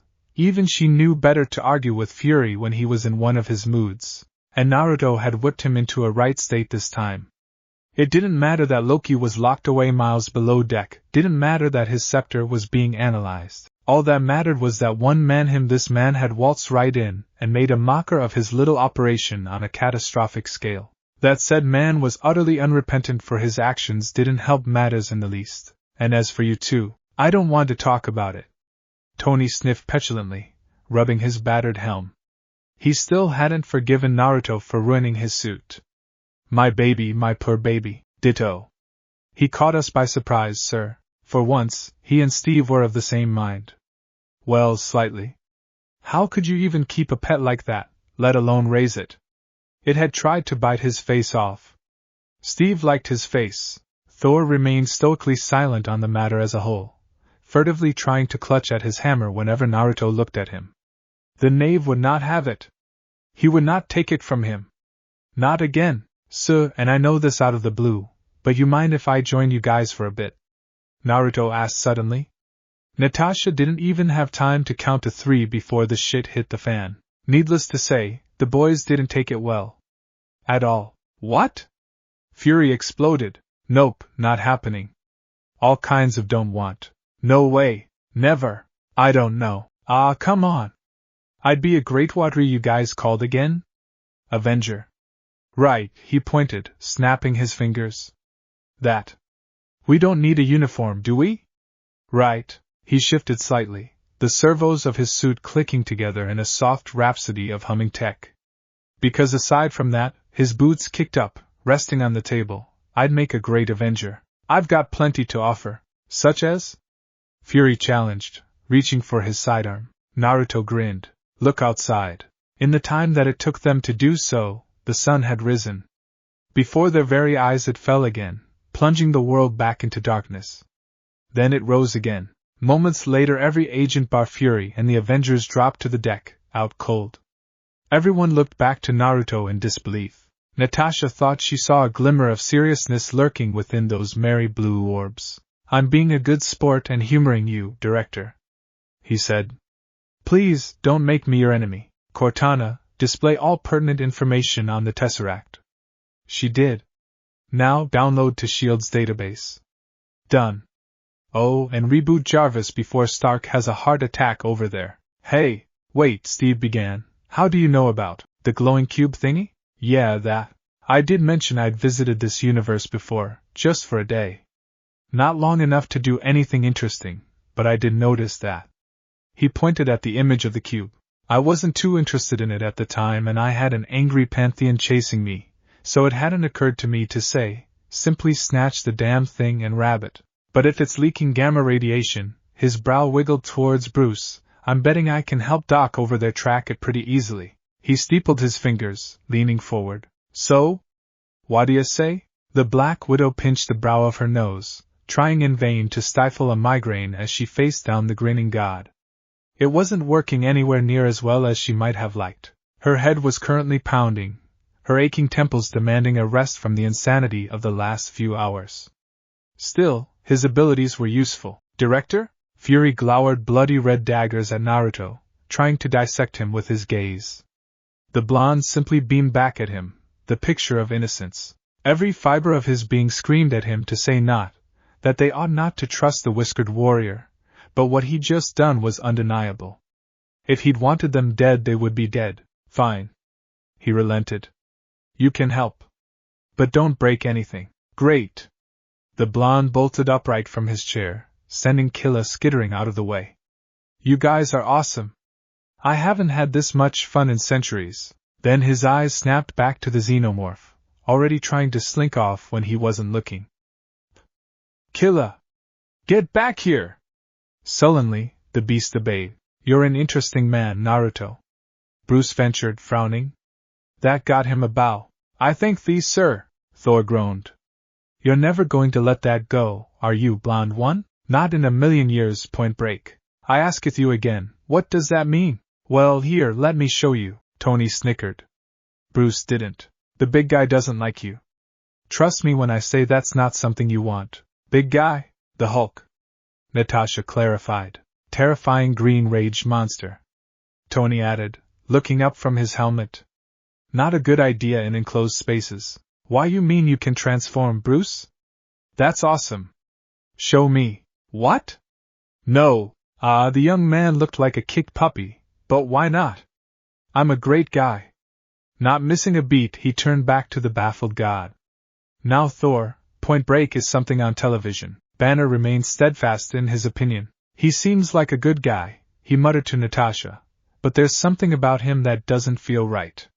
The other guy agrees. Romanoff found herself siding with the scientist as well. He always puts me on edge when he's near, she muttered, glancing at the happily chatting blonde, gauging him as he conversed with the befuddled Thor. He acts like a ditz, but whenever I look at him, I get the feeling that I'm looking at a seasoned veteran.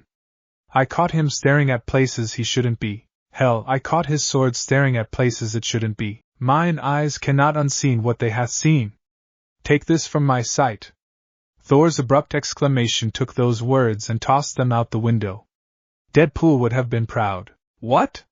You wanted me to show you what Point Break was, so? I said begone. Naruto's tablet went flying across the room moment later to shatter loudly against the wall. No, why are you sulking? I am not sulking. I am mourning the death of Tabby. God rest his sparky soul. Naruto didn't even look up from his newly christened cot, or the book he'd pilfered from Lord knew where. Was that a bottle of her favorite vodka in his lap? No, focus. She shook her head, willing her mind to the task at hand. She'd come here for a reason, a purpose. Fury had tasked her with figuring out just who Naruto really was, what he wanted, and, most importantly, how to keep him under control. How little she knew. One did not control nature. One could only aim it and hope for the best. Like the xenomorph curled up at his feet. It took one look at her, hissed, and laid its head down again. Natasha eyed the beastie warily. When the hissing grew in intensity, her fingers twitched towards her sidearm. I wouldn't do that. Naruto chimed. He doesn't bite, but if you shoot him, you're liable to get covered in acid. Thanks for the warning. No problem. An awkward silence yawned between them. I'm on my way to interrogate Loki. She paused, considering. Care to join me? What's the point? The deity looked up, sighing.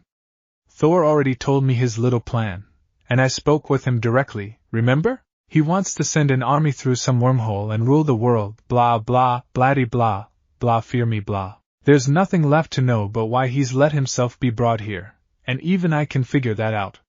He wants to get into your heads and break up the team. Blue eyes flicked back to the old book in his hands, twinkling with amusement. Figured that all on your own, did you? I once visited a universe infested with crime. Decided to become a detective on a lark. Spent 20 years there. The rest is history. Care for a drink? He raised the bottle off his lap and materialized a glass through an unseen force of will and inquiry. I've got plenty, and I can't really get drunk on this stuff, so, you keep going on about that, she murmured, scooting onto the bunk beside him. A glass plopped into her hand and was filled promptly. She waited until Naruto drank first, just to be safe, then slammed her own shot back swiftly. Ah! The burning, heady sensation warmed her belly almost immediately, confirming her initial suspicions. It was almost completely pure. Good stuff. Naruto barked a laugh at that one, and violently downed yet another, a hand idly stroking Killa's segmented hide, quieting his pet. Good stuff, right? I prefer wrinkle myself, that's just about the only thing that can get me hammered nowadays. Got any on you? Nope. Sides, it hits humans like ground glass. The blonde reached over and poured her another glass. And you're not human. She quipped. Not even remotely. Came the unabashed reply. I've seen a lot in my time. A lot. So I choose to laugh at it, rather than let it get to me, put me down, you know? Why so serious? He snorted, deepening his voice to a darkened degree. Ah, now there's a lesson I learned well. Shame about him dying, and all. This time when he offered her another, she refused. In other words, you're a ditz. Hey, I can be serious when I want to. Naruto replied, pouring some of the vodka into a bowl at his feet. Killa burbled happily and lapped it up immediately, a smaller mouth shooting of his maw out to greedily drink in the intoxicating liquid. Natasha fought off a shudder as that chitinous tail brushed her leg, thumping loudly on the floor. Then she saw something else. That book, the one Naruto was holding so protectively, he'd opened it again, and was now scribbling notes within. What V you got there? He showed her the cover, the blue fabric faded and worn. Oh, this? It's a scrapbook/journal of mine. I always look at it whenever I'm down. Reminds me of the places I've been, the people I've seen, the things I've done. When she tried to reach for it, he snatched it away. Ah. I don't think I trust you just yet. Well, his hand cupped her chin. I'd rather smile than cry any day, Red. Life's so much more beautiful that way. Don't you agree? Before she could answer, the entire helicarrier shook. Alarms blared, deck yawing to and fro. The pair exchanged a rueful glance. You don't think that pissed Bruce off, do you? Gwa! A deafening roar answered. Naruto sighed and closed the book, placed 2 fingers in his mouth, and whistled. The xenomorph bottled upright, nearly bowling Natasha over in its haste to stand. It was so large that it had to crouch, its maw drooling in anticipation of the order. Killa, Naruto barked, enemies on board. Search and destroy. With a sound that could only loosely be described as a shriek, the xenomorph shot out into the hall, found a vent, and disappeared, tail slithering up after it like a serpent. With a cackle, Naruto took off after his pet. Dibs on Greenie. And I'm guessing I'm late to the party. Grrrrrrrr. Naruto stared up at the Hulk, the great, towering green figure before him, and actually gulped. He wasn't afraid, quite the contrary in fact. It was just wow, that guy was big. It had been a long time since someone had actually hit him, actually caused him pain. He wasn't looking forward to getting hit by this beast, and by that glowering snort, he suspected the great green giant wasn't quite so jolly with him at the moment. In fact, he was probably on the big guy's shit list, if Bruce had been telling the truth. Alright, big guy, calm down. He placated, raising an unarmed hand. I really don't want to kill ya, that'd suck, you know? So let's just be a good boy, Banner, and it was the wrong thing to say. Never mention puny Banner. Hulk smashed puny God. With a yelp, he ducked under the giant fist and ran like the hounds of hell were at his heels. You have failed me, Brain. Hulk snarled and gave chase. He didn't understand, didn't care. There was only the rage. Hulk! Smash! Naruto not want to be smashed. The great juggernaut barely heard the scream. He thought that he was stronger than the puny god. So why was the puny god getting away? Try as he might, he couldn't get his hands on the slippery creature. Every time he thought he had him, Naruto simply wriggled out of his grasp and took off again, hollering at the top of his lungs. Naruto led him on a merry chase through the carrier, as all bloody hell rained down around them. Hulk smash God. Okay, that's far enough. Naruto skidded to a halt, boots biting down against the floor. Any further, he realized, and he'd just be running right into a wall. Alas, he failed to account for the beast charging after him. In a heartbeat, he found himself flattened to the floor, tossed about like a rag doll for what felt like an eternity before he finally squirmed free. Hulk not play. Hulk smash. I'm not playing neither. Nope, not playing God. All this time I've been playing human. Before the green Goliath's eyes his body bulged, muscles bulking up to obscene proportions, hardening into blackness. Forearms erupted, the azure-esque entity glowering back at the green giant. A snaggle-toothed grin leered out at him, red-white eyes alight with furious malice, framed beneath a messy mop of shaggy blonde hair. The god gave an angry rumble, 6 arms smashing together heatedly, and then it spoke. Now God smash puny Hulk, smash. A mentor of mine once told me that if you have a problem, smash it. If a nail pops up in front of you, smack it with a hammer. And if you find a girl you love her. I have had many mentors over the years, some good, others not so much. Somehow those words, from that very first universe I visited, always stuck with me. Don't get me wrong, words and diplomacy are all well and good of course, but sometimes more often than I'd like words just don't cut it. Personally, I've always been a fan of that, the direct approach. Whenever I've encountered a problem, I've run through it, up it and over it until it's no longer a problem for me, no longer an obstacle. I've never once met someone who could stand my way, at least, not for very long, on terms of sheer strength alone. Someone who could actually overpower me, toss me through a wall, and keep going. Until today. Because how can you plan for the Hulk? How can you plan to fight a massive rage monster that becomes stronger the angrier he gets? Simple. You can't. You meet brute force with brute force, throw in a little strategy, and hope pray that you come out on top. Now, all I have to say is this, Naruto. Smash. That is all. Hulk was angry. Well, he was always angry, but this was different. This anger filled him, empowered him, made him stronger than ever before, and somehow, someway, he found himself matched. That only made him angrier. The supposedly puny god was matching him blow for blow, taking his savagery and returning it with something just as angry. Wrath. Hatred. Spite. The two beasts collided again and again and again, tossing one another every which way, destroying entire levels as they went. He gave as good as he got, bloodying and bruising him, wounds opening and healing as black and green pounded upon one another. They battled hand to hand, a great fire filling them both as they sought to stifle the life out of one another, and Hulk hated it. Level after level burst before them like wet paper bags, girders tossed aside like sticks, planes used as giant clubs to beat one another senseless.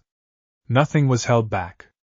Everything was a weapon, and when one of those weapons finally inflicted a mortal wound, then things started to go south. Because it was then, completely out of the blue, the beast stepped away from him and laughed. Even as black ichor spurted from the stump of his arm, he cackled, the laughter of an insane god, bemused by his own blood. He held up the stump of his fifth arm, appraised it, and smiled. "What's wrong?" he croaked. "Does Whittle Hulky need a break? You remind me of another jolly green giant." Gwoa, choking on a rush of furious rage, Hulk bounded back into the fight, slamming the azure-like entity into the wall with enough force to shatter his spine. Naruto just laughed at him. Yes. Give me a good fight. It's been so long. Roaring, Hulk barreled into his opponent, and drove him upwards into another level. Natasha took one look at the twin titans as they blasted past her again and promptly walked the other way, limping slightly. She'd barely escaped the conflict with her life, and she had no desire to get tangled up in a tangle of testosterone like that again. No, best to find someone she actually stood a chance against, rather than these angry rage gods. They'll just let you two duke it out. Somewhere in the bowels of the ship, an angry roar reached ears. I heard that. Meanwhile, Killa was a good boy, and like any good boy, like any good pet, he did what his master told him to do, because Master was his all. Master had raised him since he was a nestling. Master had taken him out of that woman's chest when he was born and spared him. He, the last of his kind, an abomination most wouldn't have given a second glance. But Master did. Master was kind. Master always gave him treats, always scratched his crest and drew us the right place. Master took him to strange new worlds and let him hunt all sorts of prey. Master always tended to his wounds, and Master always made sure he was safe and warm. Master was always good, and so, Killa was good to him in return. Yes, Killa was a very, very good boy, and he was about to live up to his namesake. Deeper within the helicarrier, Alex was the first to die, covering the incursion team's tail, rifle in hand. He never noticed the barbed tail that dropped down around his throat until it was pulled tight and his windpipe had closed shut. With a jerk on the tail, his spine snapped in twine. Then, silent and unseen, his twitching corpse was hauled upward, into the shadows. In its place, Killa dropped down, forsaking its perch to creep up behind the encroaching aggressors. Years of breeding prepared it for this, creeping forward seamlessly, soundlessly, on all fours. Its prey, on the other hand, was woefully unprepared for the terror stalking them in the night. Baring its fangs, the beast shifted, ever so slightly. A moment later, Barton faltered as a breeze brushed his cheek. What in the dash? Another traitorous Agent Maxwell, if he recalled correctly, turned at the same moment that the beast's deadly tail appeared from thin air and impaled him with such force that he was pinned to the steel wall behind him. Eyes bulging, the machine gun flew from his hand. Gore spurted from his nose and mouth before he could shout a warning to the others. Sensing danger, Barton hit the floor, dragging a man with him. It saved his life. He landed hard on his ribs and was rewarded with the fleeting image of the xenomorph as the bull tackled another of his men into a grate, spitting him on a jagged piece of pipe.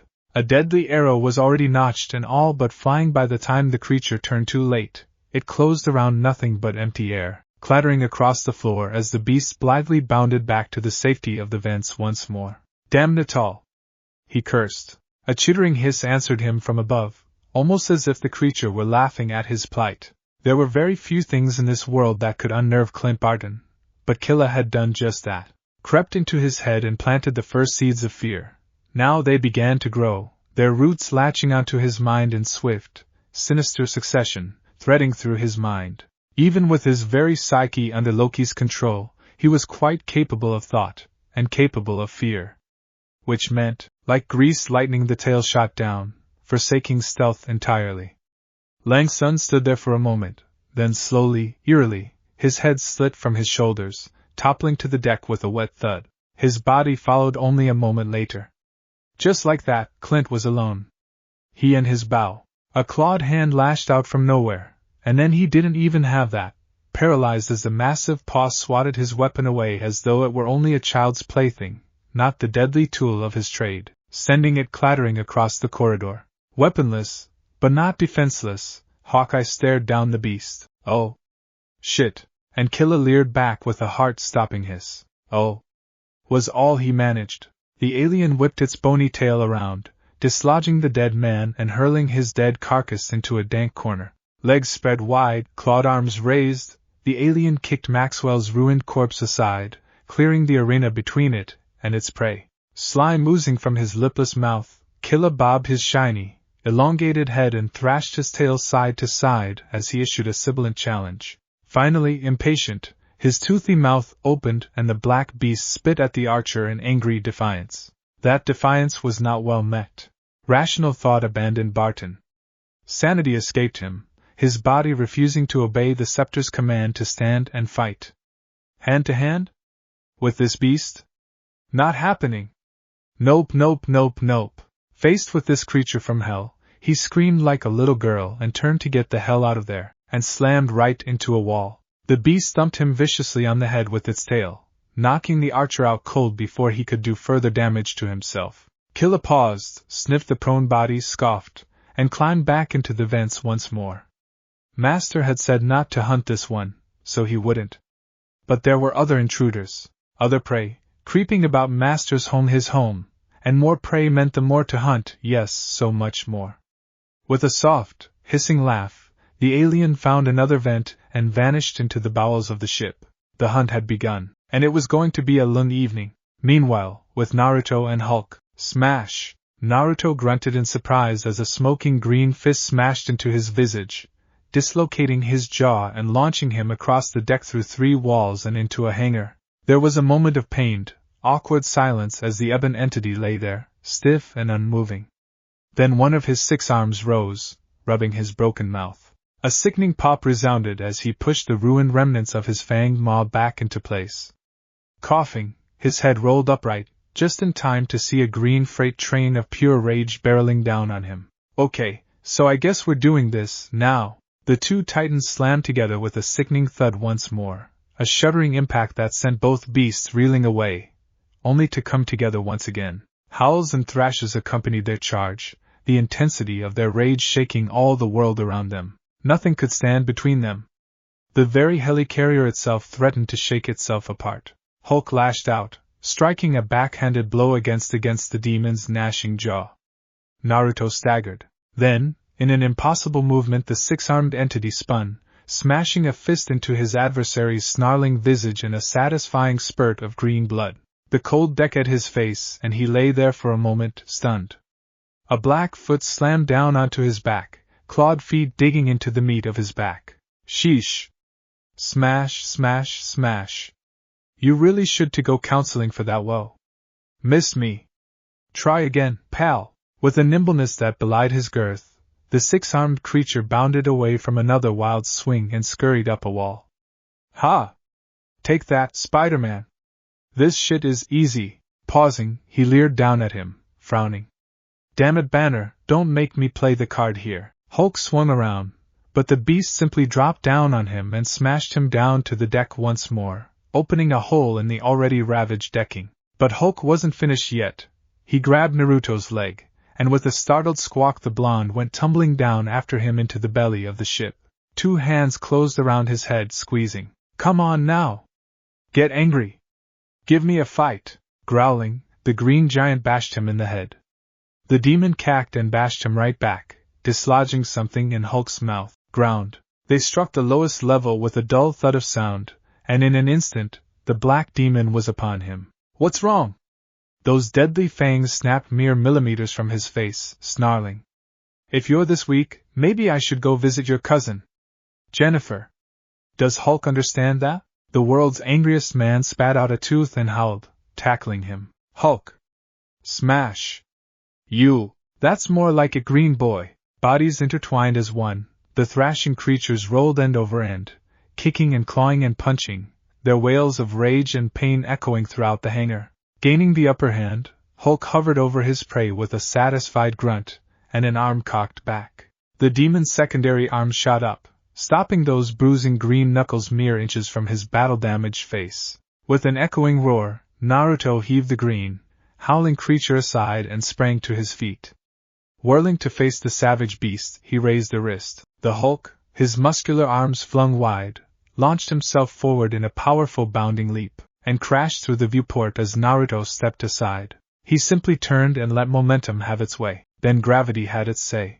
Take a hike. Glass ruptured before him, and it was then that Hulk realized he had nothing to grab onto, that he was falling. Falling.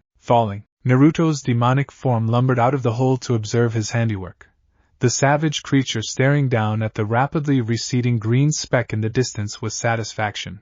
Cocking its head back, the deity made a wet smacking sound and spat into the night after him. Still scoffing, he wheeled away from the opening, smiling. Puny Hulk. Shuddering, the Azura became human once more, muscles shrinking, arms shuddering back into its hardened torso. With a series of harsh, clicking pops the body rearranged itself, monster melding back into man, those eerie red eyes fading back to their usual, true blue. Thus divested of his shirt, he dusted himself off, quietly picking pieces of steel and shrapnel out of his shoulders. It always itched when he grew muscle and flesh over those sharp little pinpricks, and then, and only then, did he notice the sheer amount of destruction he'd wrought. Jaws dropped. Ah, man. Naruto winced slightly. I think I might have gotten a little carried away. I pulled a damn indie. Speaking of which, whistling softly, Uzumaki Naruto padded away in search of more victims. Maybe it's time I let her and the others out to play. Raising a hand, he snapped his fingers together with a loud crack. Play time, my pretties! Needless to say, all hell broke loose. Outside, Steve Rogers was staring at. Well, he wasn't exactly sure what he was looking at, exactly. It was small, it was green, and it was currently eating the enemy soldiers like they were cakes. Well, perhaps not so much Ida swallowing them and crapping out eggs. It then proceeded to take said eggs, no doubt filled with its victims, and lob them out into the night to their doom. Those who underestimated it soon joined their fellows as shrieking, muffled eggs flung out to their death. Its red tongue snared everything in its path with terrifying speed, gobbling it all down and spitting it out in its little green-white buds with horrifying temerity. It was the most terrifying thing he'd ever seen. And somehow, someway, he just knew Naruto had something to do with it. Then, its task complete, the little devil turned towards him. Large, black eyes met his. He gulped. Good boy? There was a terrible silence. And then, Yoshi! Chirping happily, the creature scuttled away in search of more prey. Captain America silently wiped a bead of sweat from his forehead. Sinking down against the wall, he exhaled heavily, keenly aware just how close to death he'd come at the hands of that eerily cute little beast. Right. Sure. Let's go with that. Dear Lord, he needed a vacation after all this stress, while for others their ordeal had only just begun. Within the broken rotor, giant sword. Apparently it's real. A suit of metal stared at a suit of armor, and the armor stared back. Okay, I don't remember Blondie mentioning this. Jarvis? I'd recommend not shooting it, sir. No, sure. I mean, it's not like I have a death wish or anything. Of course Tony didn't have a death wish. He was just trapped inside a giant fan blade, trying to figure out how to start the damn thing without getting chopped to pieces. Not a death wish at all. If Sir does, perhaps I should call Miss Potts? There was a pause. You know, I'm really starting to wonder if you're on my side after that upgrade, buddy. Tony snarked. You got the hots for that AI or something? Because I can totally see the attraction. Jarvis tried to pipe up, but too late. Too late indeed. His master was already off on another of his infamous rants. There was no stopping him now. I mean, she's a nice piece of pixels and data, not to mention she's got a nice... Sir! Another pause followed, this one heavier than the last. This time, the synthetic sounded almost embarrassed. I don't want to talk about it. Screw it, I'll take my chances. Very good, sir. Snark or not, Tony Stark wasn't entirely sure whether he wanted to fight or flight as he truly laid eyes upon the imposing night terror. The very essence and willpower of Soul Edge the bastard blade slave to the even stronger will of a mad god incarnate made manifest. The scarlet creature glared back at him, near silent with its intent. It seemed to be shaking, vibrating, with the very acting of standing still. Whatever it wasn't ripping him in half, so that had to be good. Right. Although one did wonder how the devil this thing had gotten in here with him. Soul Edge clutched firmly in hand, the now crimson knight didn't seem to bear him any ill intent. Instead of attacking, the great, hulking creature shouldered him aside and placed one hand against the savaged rotor. A grunt followed, its lone eye boring into him with obvious intent. A single thought stabbed into his mind. Push, puny human. Alright, don't be so pushy. Heh. Made a joke there. A growl told him the blade was less than amused with his wit. It simply grunted, wedged its hand into the broken fan beside him, and mimed an effort. Then, together, man and armor, they pushed.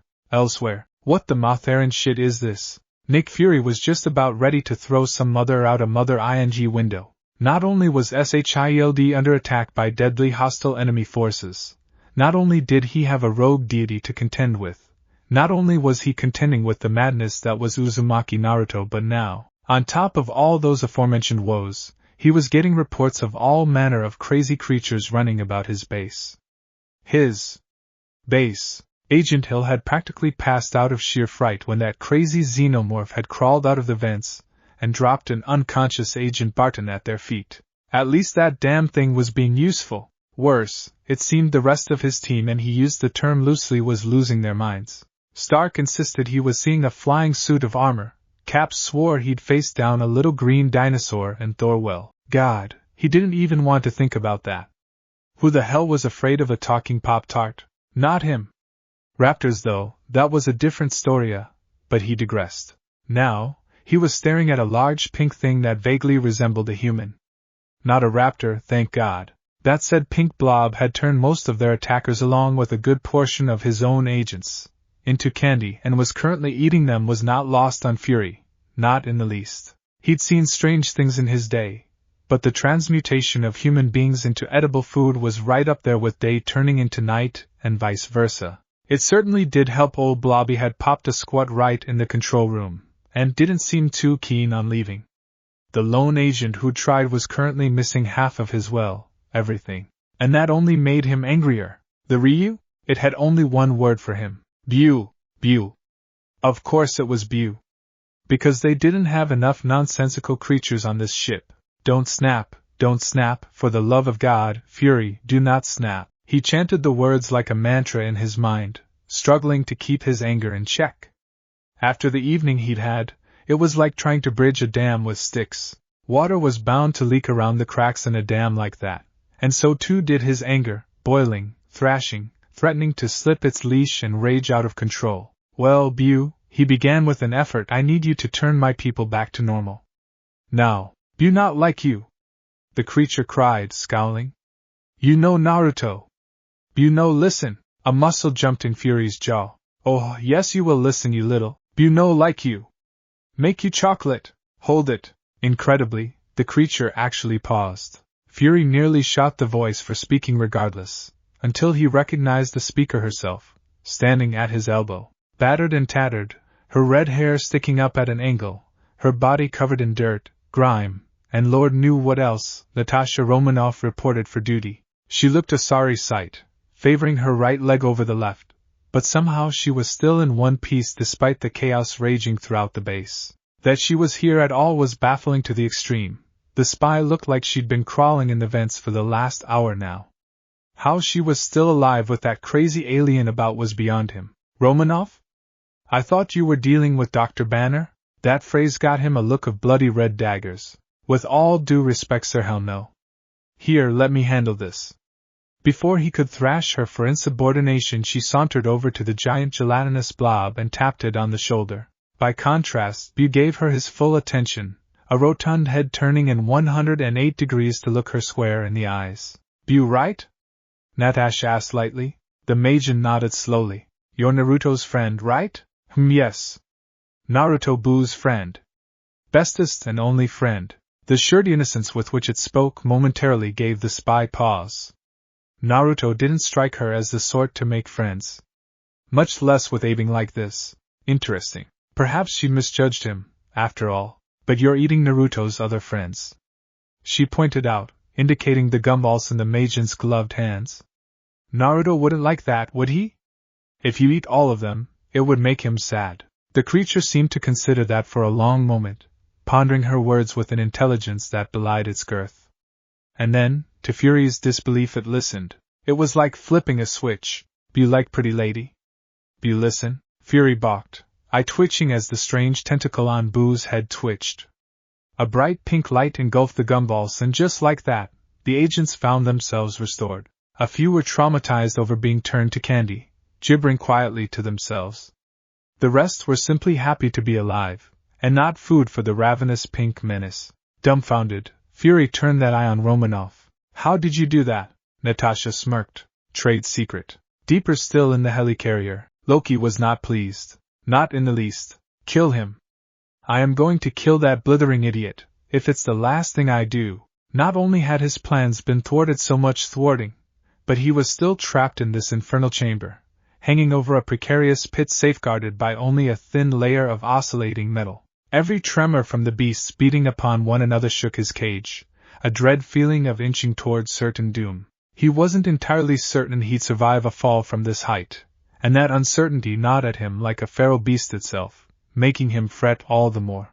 Loki didn't like to fret. He knew that, should he fall, he likely wouldn't have time to break free. His talents did not lay in the realm of brute strength, but of the mind and manipulation. He really didn't want to fall. Then suddenly, incredibly, the doors opened. For a moment he simply stood there, baffled. His head turned, half expecting to find a certain rogue god responsible for his liberation. When no such being appeared, he almost dared to hope that this was an act of fate, a sign that, perhaps, things were finally looking up for him. Surely, it must be a sign. Well, that's certainly convenient.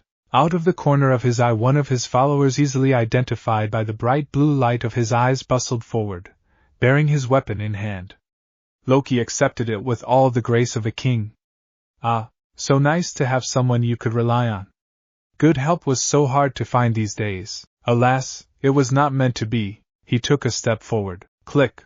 A dull blast of heat and fire slammed into his helper, blasting the man to ash on the spot. Sighing, Loki turned in the direction. Agent Coulson was waiting there for him, strange rifle in hand. He raised an eyebrow, smiling. Fancy meeting you here. Once, in a different universe, Loki would have toyed with him. Now, enough. I tire of these mortals. In a single, blinding flicker his illusion vanished. By the time the determined agent realized what was happening, it was already too late. He found himself lifted up, impaled from behind by the scepter, skewered like a fish. Pausing just long enough to cast him aside, the Asgardian moved to the catwalk, and came face to face with a rather imposing weapon, found himself staring down a familiar barrel. The muzzle of that cannon exuded warmth, suggesting it had been discharged, recently, far too recently for his liking. The expressionless slit of Naruto's infamous peacekeeper suit remained utterly emotionless, genderless, but the voice that emanated from was decidedly female, and she sounded far too smug for his liking. Now, I wouldn't do that if I were you. Let's not be hasty, the trickster god started, shifting slightly to the side. Whump! A dull thud cracked in his ears as the beam rifle discharged mere millimeters from his face, blasting a fist-sized hole in the floor of his cage. And another when he tried to duck. Spiderweb cracks splintered in the glass, the small fissures spreading madly as he looked on. Don't move. It was not a suggestion this time. Hands where I can see them, and so the mad god sends his suit to fight in his stead. He sneered, raising his hands in contemptuous surrender, dropping the staff. A bit of data in a metal shell, pretending to be alive. Is he too cowardly to face me himself? He hides behind you and his trinkets, his trophies, using you to do his dirty deeds. Hardly. Cortana scoffed. He has bigger fish to fry. As if to echo that very thought, a distant tremor shook the room. Loki looked up, laughing. Ah yes, his hands clapped together with a loud, satisfied pop, the green monster pretending to be a man. A most formidable opponent. I dare say even he would struggle with such a foe. A small, tinny laugh answered him. The bosses fought worse and survived. I know him. Do you? Cortana didn't rise to the verbal jab. She simply raised her weapon a little higher and shot his chest full of plasma.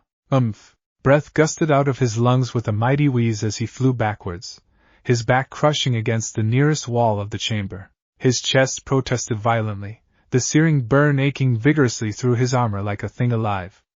Muttering crossly, he sat up, flinching slightly at the grievous ache. His armor, what little he had, must serve its purpose, because he was still alive.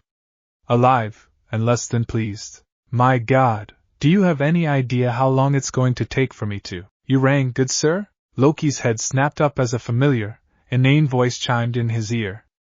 A shadowy, spiky-haired being whispered into existence before him, grinning.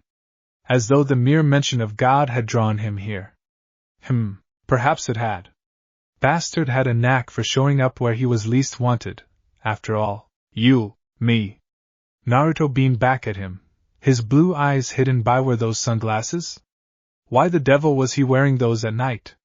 Now then, stop me if you've heard this before. Heard what? Liberation. With a cry renowned the world over, the whiskered warrior lashed out with his boot, and Loki tasted blood in his mouth. The subsequent impact launched him clear out of the containment chamber, his body skidding and flipping across the deck. A kick like that would have broken most men.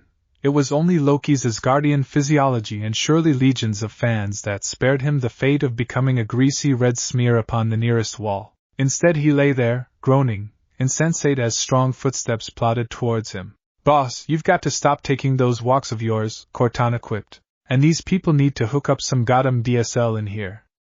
Her partner shot back, with snark to spare. You can't blame me for going overboard when there's so little to do, Loki groaned. Oh, I think he's still alive. He is? Great. Dimly, the Asgardian became aware of movement. He was being lifted by the collar, forced to confront his tormentor. Those eerie glasses reflected nothing, but his smile was telling. It spoke entire volumes of what this mad demon god intended to do to him, and Loki wanted no part of it. No part. Not even a little bit. Not at all. He wanted to get far, far, far away from this man as he could. Have I ever told you the definition of insanity? Naruto asked pleasantly. I get the feeling you're going to anyway. The battered god sighed, looking away. Quite right. Another kick, another crack in the glass. Insanity is, Naruto began merrily as Loki writhed beneath him, clutching his groin in agony, doing the same, exact, ing thing, over and over and over again, expecting shit to change. Did you know that? No, seriously? I thought you, of all people, would understand. But you don't, do ya? His head cocked aside madly, grinning. That is crazy. No, this time. No, please, this time will be different. But it isn't different after all, is it, Loki? I told you, remember? World domination's just too much work. And what would you have me do? The trickster gasped. Well, you refused to flood the world with ramen, so there's really no helping you, I suppose here. To his dismay, then disbelief, Loki found himself dropped to the floor. Moments later his staff, gemstone and all, came sailing through the air towards him. He caught it deftly, securing the powerful weapon in his grasp the moment it was within reach again. He had his weapon back, after losing it twice. Yet still, he doubted its existence. What was this, a trap of some sort? How did you, God, remember? Naruto drawled, rubbing his fingers together. For the love of me, I'm getting really tired of people being surprised at what I can do. For example, I could just zap you up to the moon. I'd really rather you didn't. Did I say you could talk? He spat blood as another boot found his face. Now, where was I? For some reason, the insufferable man was still wearing those sunglasses, despite the scarlet stains upon them. Loki glowered at his own reflection, resisting the urge to strike. He had the distinct feeling that the blonde would just turn any sort of surprise attack back on him. Even so, he couldn't quite let the sentiment go. You do realize I'm going to kill you the moment you turn your back. Naruto hummed and nodded sagely. You're angry, Loki? I get that. I'm angry too. Almost all the time, in fact. But you see, I find whatever doesn't kill you makes you stranger. Suffice it to say I'm pretty strange by now. I'm not good, not evil, hell, I'm pretty sure I'm not even neutral. I'm just me. I do what I want, when I want, who I want. Huh. His head tilted, pondering. Probably went too far on the last bit, Cortana, you think? Regardless, he continued with a jaunty laugh, this little invasion of yours presents a unique opportunity, if played out properly, you know. A chance for me to cut on loose and have some fun. That's all I'm really here for. Entertainment. I'm not worried about death. His hand waved nonchalantly. I can fix that. It's been ages since I had the chance to fight an entire army like yours. Ahem. Cortana coughed loudly. I thought we agreed we were going to stop the alien invasion this time? Come on, what's the worst that could happen? Her reply was decidedly icy. District 9. In reverse. Naruto sighed, visibly deflating like a spent balloon. Fine, ruin all the fun. Put the fun in camps, why don't you? Someone has to keep you on track. Geez, alright, sorry Loki. Looks like I'm gonna be the good guy and stop ya. Loki was expecting him to pull something out of his handy utility belt. He wasn't expecting it to glow, however. With a terrifying sound recognized worlds over, the blonde ignited the lightsaber and stepped forward. A crimson bar of wrathful red rose from the cylinder, erupting outward with a bright glower of light. The very picture of a deadly weapon coalesced in this brilliant beam of light. What manner of trinket is that? This trinket, as you call it, Naruto purred, moving his humming blade from side to side with a dull thrum, is a light saber, plucked from the corpse of a Sith Lord. He moved it again, the amber blade casting his face in orange relief. I rather like the color, don't you? I think it suits me. I mean, blue and green are nice and all, but let's face it, red is baddest. Dramatic. Lethal. It ain't a pansy color. So? What are you waiting for? Have at thee. You must be joking.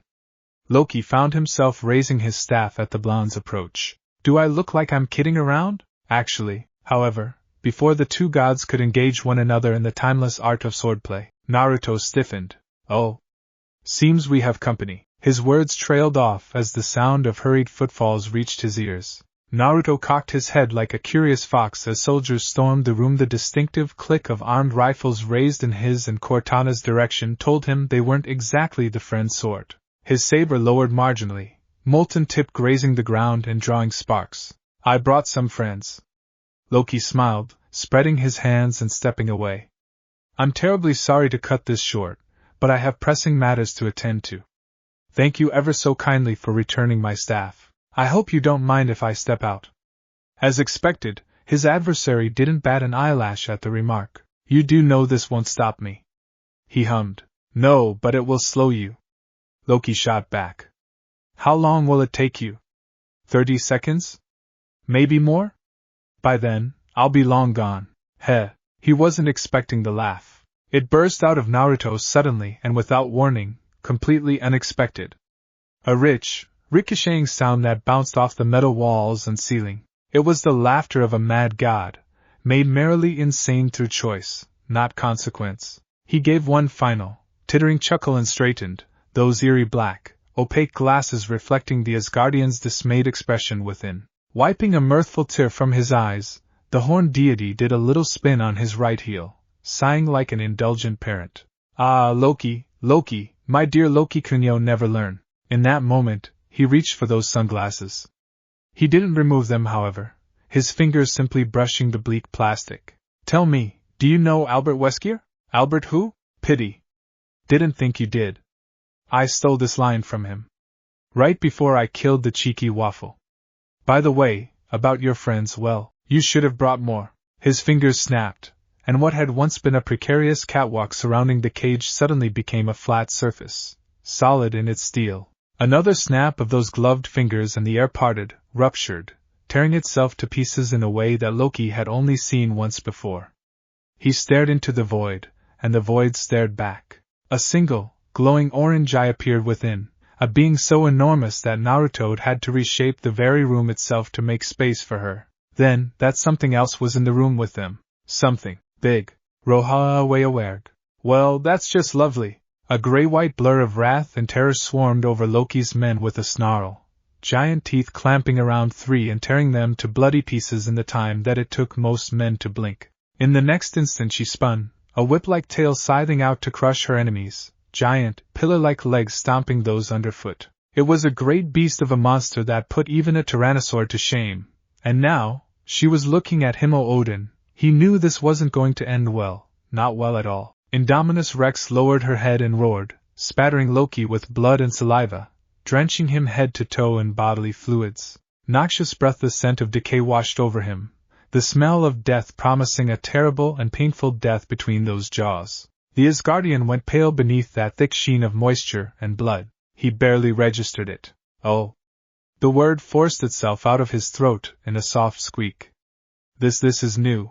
A low, bestial rumble greeted him. Her eyes burned like fire, slit eyes regarding him with frightening intelligence. She turned and, in a lightning-fast motion, bit Naruto's head and most of his shoulders off in one clean bite. Loki couldn't help himself at that. Now it was he who laughed, a disbelieving bark of mirth leaping from his parched throat. That laughter died when those arms moved, feeling around for his head. No. Stricken, he could only look on as a hand gave a mighty tug, reaching into his chest cavity and pulled out the rest of his missing torso. Oh wo wow wo. The newly regenerated deity hissed, rubbing at his face.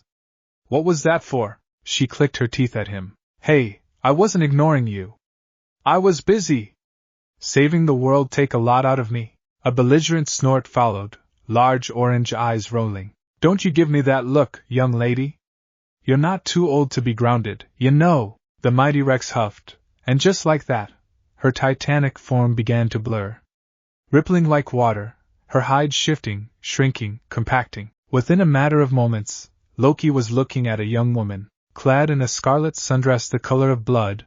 He noted he couldn't help but notice she looked rather fierce. Bits of white scale lined her brow and face in indiscernible patterns, intricate white lines swirling across a slim visage and body, only enhancing her primal beauty. The shade of her skin stood not far cry from the gray-white beast he'd seen only moments before. She stood a full head shorter than her master, but even her lack of height couldn't detract from the sheer amount of menace she exuded. Don't ignore me. Her voice could have put the loveliest of sirens to shame, softer than satin sheets, yet her clipped tone was sharper than any blade. It was the voice of a beast, but also a human, one and the same, an indomitable beast that made absolutely no sense at all. While her twin were why how? In that moment, Loki's mind was well and truly ed. I suppose you want to turn with him, then?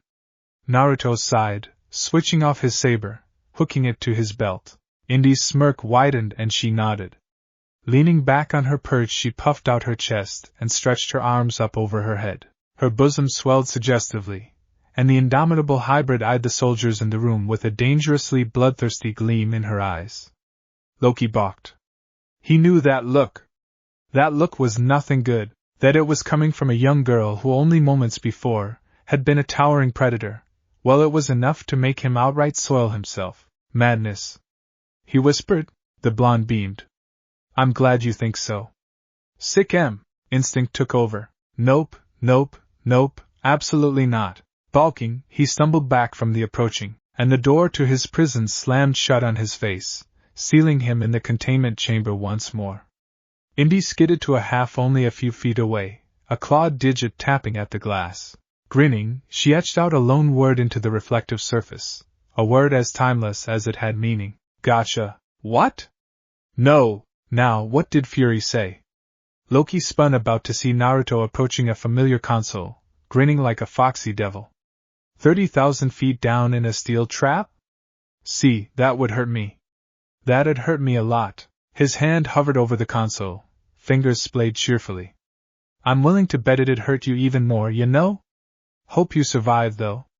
It'd be a crying shame to kill someone like you. Here, I'll even give you a parachute. Loki banged furiously against the glass, uncaring for the parcel that had just landed on his back. Release me at once. I command you. Nope. Indy chirped. If you kill me, you'll never find the Tesseract. I already know where it is. Naruto replied, his hand inching forward. I can offer you wealth. Power. Don't need em. I have blundered. That was his last thought before Naruto's hand slammed down on the release button. With a whirring hiss, the steel opened beneath his feet, wind keening. Horrified, he could only clutch at his staff. He eyed a crack in the glass, mind racing. Maybe, just maybe he could have a nice fall. Loki looked down, balking as the sky opened beneath him, then glowered at his tormentor. Oh, if only looks could kill, you insufferable, arrogant, miserable piece of festering waea. That was all he had time for before the canister plunged downward to earth with a dull whoosh of sound. Before long one could barely see it in the stormy sky, plunging through the black clouds of night until it was little more than distant white speck on the horizon. Then, not even that. You do realize that probably won't kill him, Cortana said, peering down the chute. Maybe, Naruto admitted, shrugging. Maybe not. One way or another though, it will piss him off. As luck would have it, it also pissed off everyone else. Sunrise, are you insane? Naruto offered a jaw-popping yaw as Fury's shouted washed over him with, well, fury. More words followed, blah blah, anger, blah blah, rage, blah blah blah, compromised mission, blah. Finally he turned his head from where he sat at the table, calmly craning his head up once he was certain the director's tirade had ended. The one-eyed man looked to be all of 3 seconds from reaching across the table and strangling the life out of him. And he very well might have, were it not for a protective Indy curled up in his lap. Even as he looked on, she nipped at Killa when he tried to claim her spot, body bristling. The xenomorph retreated with a whine and had to content itself with an errant head rub from its master instead. One look at Fury's wrathful expression and they both hissed, Indy's predominant fangs peeking up behind the swell of her lips, and the xenomorph's second mouth snapping threateningly. I am quite in control of my faculties, I assure you. Naruto replied, stroking her hair with one hand and Killa's crest with the other. They purred happily, anger forgotten. We won, didn't we? The sun's coming up, and I count that we haven't lost a man. Well, not too many. Are we counting the ones Bu ate? Despite himself, Tony snickered. Fury's glare put paid to that. We won? The deadpan was barely concealed, outright murderous, even. The helicarrier is damaged almost beyond repair. Dr. Banner is missing. You just killed our only lead, and you say we won? You and I have very different definitions of the word, Naruto. I did not kill Loki, came the reply. Thor and Fury perked up as one. What? He's alive, Naruto drawled, idly rubbing two fingers together. I slapped a Horatian. That'd be a flying thunder god for those of ya who don't know Japanese. Mark on him during our scuffle. It'd tell me if he was dead. Which, I might add, it hasn't. And thus I know that's fine. Battered, bruised, but alive. The Asgardian groaned. Do not do that again, friend Naruto. No promises. Fury wasn't one to be dissuaded, however. That doesn't change the fact that we have no way of tracking the cube now that you saw fit to knock him out of our lap. Okay, first off, nasty analogy. Let's not go there again. Second, he drew a deep breath. Might I add that I was a great help here to everyone today? No? Pretty sure I was. Let's see, he began to count off on his fingers. I helped Stripes over there, Stark with the rotor, single-handedly prevented the Hulk from destroying everything in sight, saved Coulson's life, and kept the bridge from being compromised beyond repair. Really, the only one I traumatized was Thor with the talking Pop-Tart, and a few people with gumball issues. And we have Barton back. Good solid name, that. Barton. Barton. Batter Tartan. Natasha threw a cup at him. It shattered harmlessly against his skull. Barton, he said one last time. Naruto. All right, I've got it out of my system. Maybe. Shaking himself, he continued. Look, the point is, a good man almost died today because we didn't have our act together. How many will it take next time, huh? A dozen? 100? He stood abruptly, dislodging Indy with a yelp. I've been down this road before and I do not like it when innocents die. His fingers slammed against the table almost casually, shattering it. If I hadn't been here? Coulson would be gone. Dead. Buried. In the ground. So, after all I've done today, I think I deserve a little leeway. And you all of you need to be better. What are you proposing? Naruto glowered at Steve. I'm proposing that you lot set your differences aside, get your ING act together and work as a team. His gaze swept over them all, glowering. Because I sure as don't plan on saving this world by myself. So I propose, dear Stevie, that y'all shape up or shut up. Simple as that. Well, there was a strangled silence. Everyone exchanged looks. I think we can do that. Oh. Well, good. Naruto deflated sheepishly. That makes this easier. For a second there, I thought I'd have to dig into my bag of tricks, or, Tony zeroed in on the grimace almost immediately. Why? Because I may just so happen to know where he plans to unleash this army of his. Why didn't you just say so? A blink. Why didn't you ask? For the love of tell us. Well, Loki's the sort to make a statement. That's what it's been about from the get-go. He wants to be recognized, to be acknowledged. It's his ego. He can't ignore it. So naturally he's going to go for one of the biggest, brightest buildings around, and I think we all know that'd probably be Stark Tower. Tony finished quietly. It didn't last. My tower! He shot up fro the ruined table with a yelp, tugging at his hair. Not happening. No way in hell. I just built that thing. Natasha blanched. Well, this is less than optimal. Naruto snorted. Bah!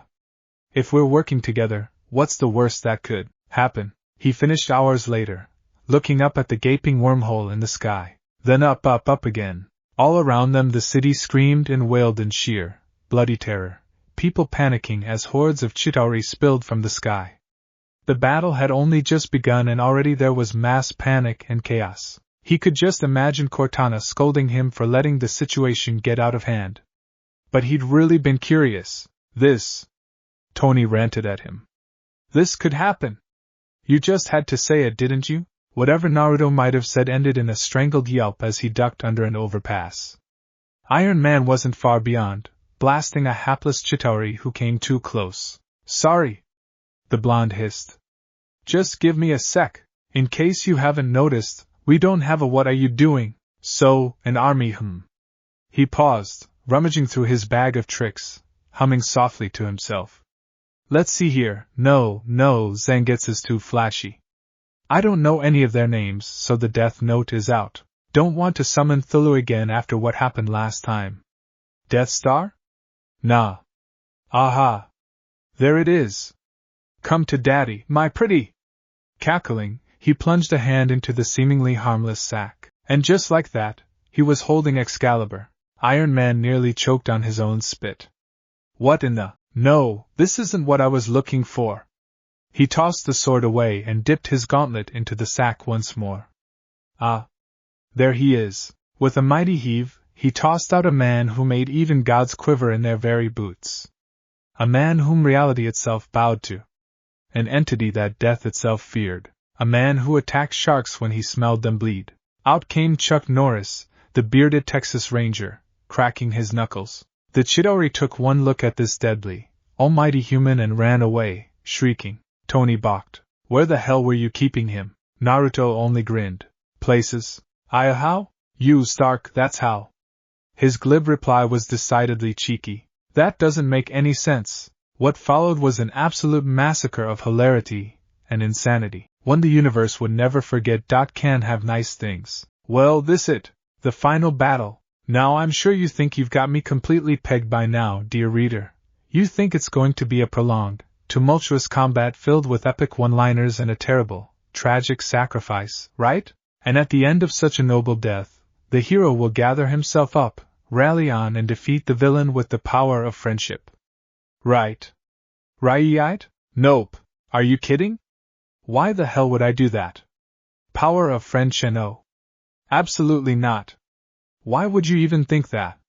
What kind of fool do you take me for? The battle against the Chitauri was short, messy and bloody glorious. Oh, a few memorable words here and there, but looking back it was mostly one good, rousing beat-em-up. I pulled out all the stops, called upon my best allies, items, and some unwilling help from those I'd met along the way. So yeah, roughly a fourth of every place I'd been thus far.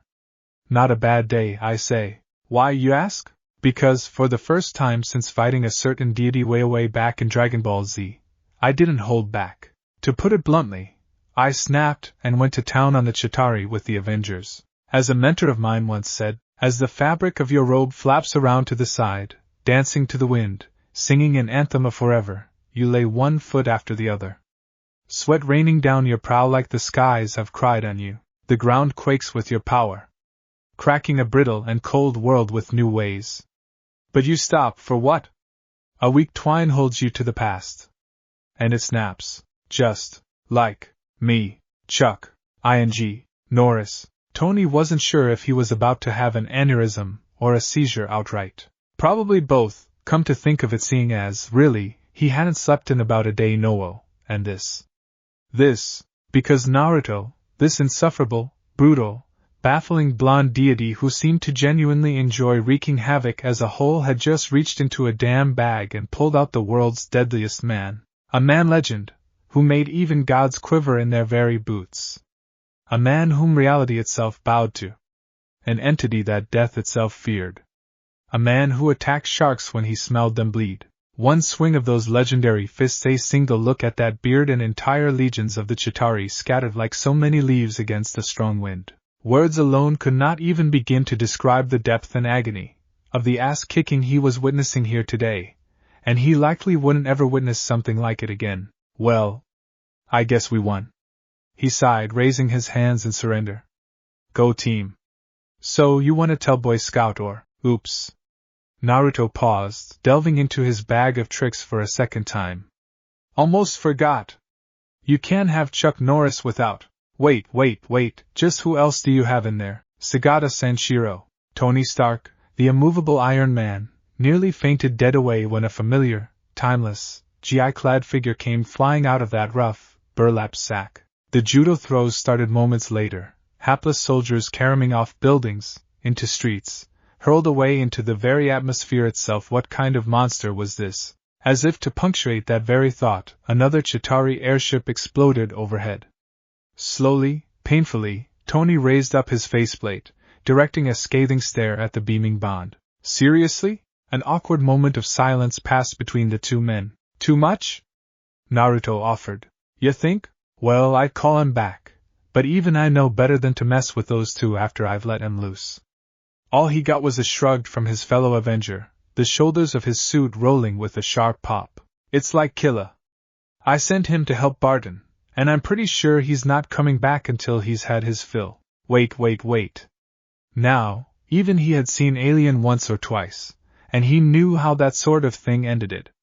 You sent, and let me be absolutely crystal clear on this, a xenomorph, into a city of people. What? He's totally kosher. He's not going to bite anyone's face off, I think. That's it. I give up. Tony raised his hands, palms and repulses, spread up. No, seriously, I'm done for today. I surrender, missile incoming.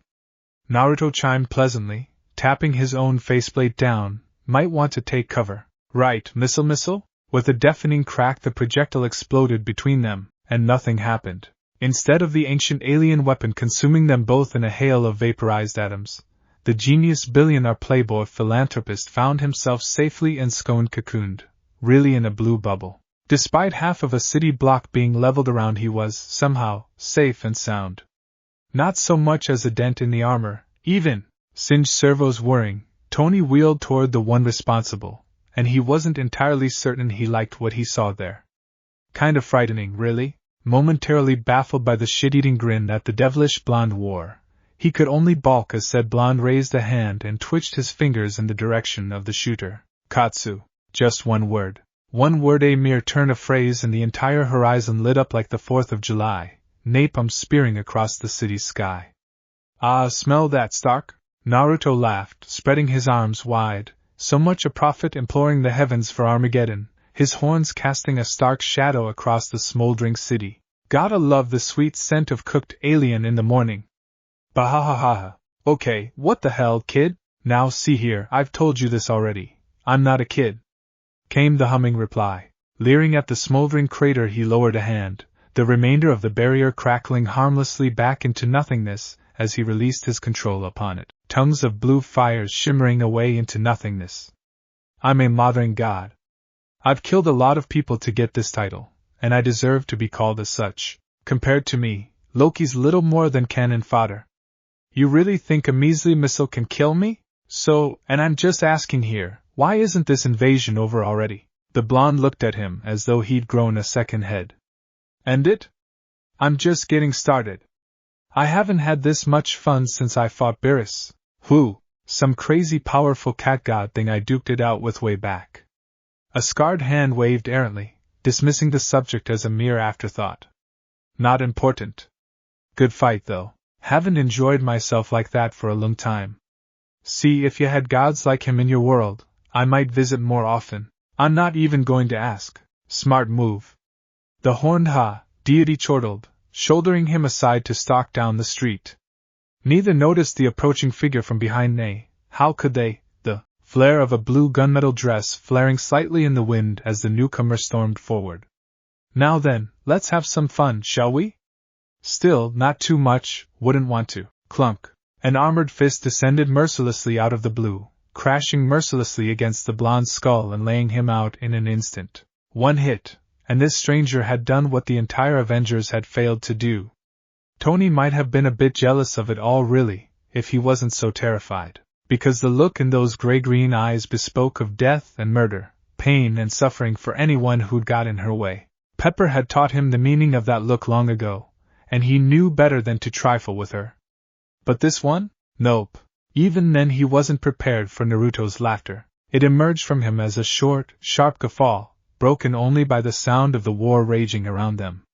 Then he smiled. Welcome back. Welcome back? A voice like a naked blade issued forth from the newcomer's lips. That's all you have to say? Pretty much, yeah? Planting her hands firmly in the whiskered warrior's collar, the fair-haired maiden yanked him upright, hauling him to his feet. A beat of silence passed as she glowered up at the larger man. Just a moment, a second. A single beat of impasse. Then she shook the god like a ragdoll. For the first time since he met this baffling blonde, Tony Stark found himself treated to a rare sight, bearing witness as the unknown battle maiden rattled like a bobblehead in the hands of an angry woman. I can't believe you did that, master. What did he do? He managed to get out between the shakes. I swear, it wasn't me this time. You threw away my sword. Okay, that was me. Are you owed to?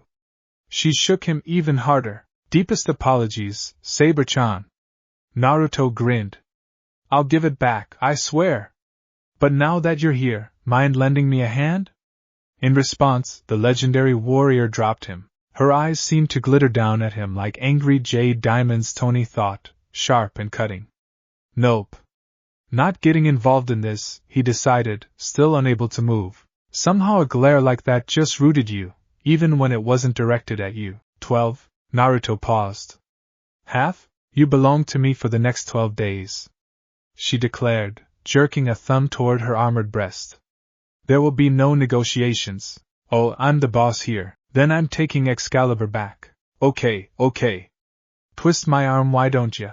Okay. The human's feeling a bit lost here. Naruto and Saber finally seemed to remember he existed at that. The whiskered blonde raised a hand meekly, scrubbing at the back of his head. Tony meets Saber's. Well, it's complicated. I guess you could call her my familiar wife. Saber corrected tersely.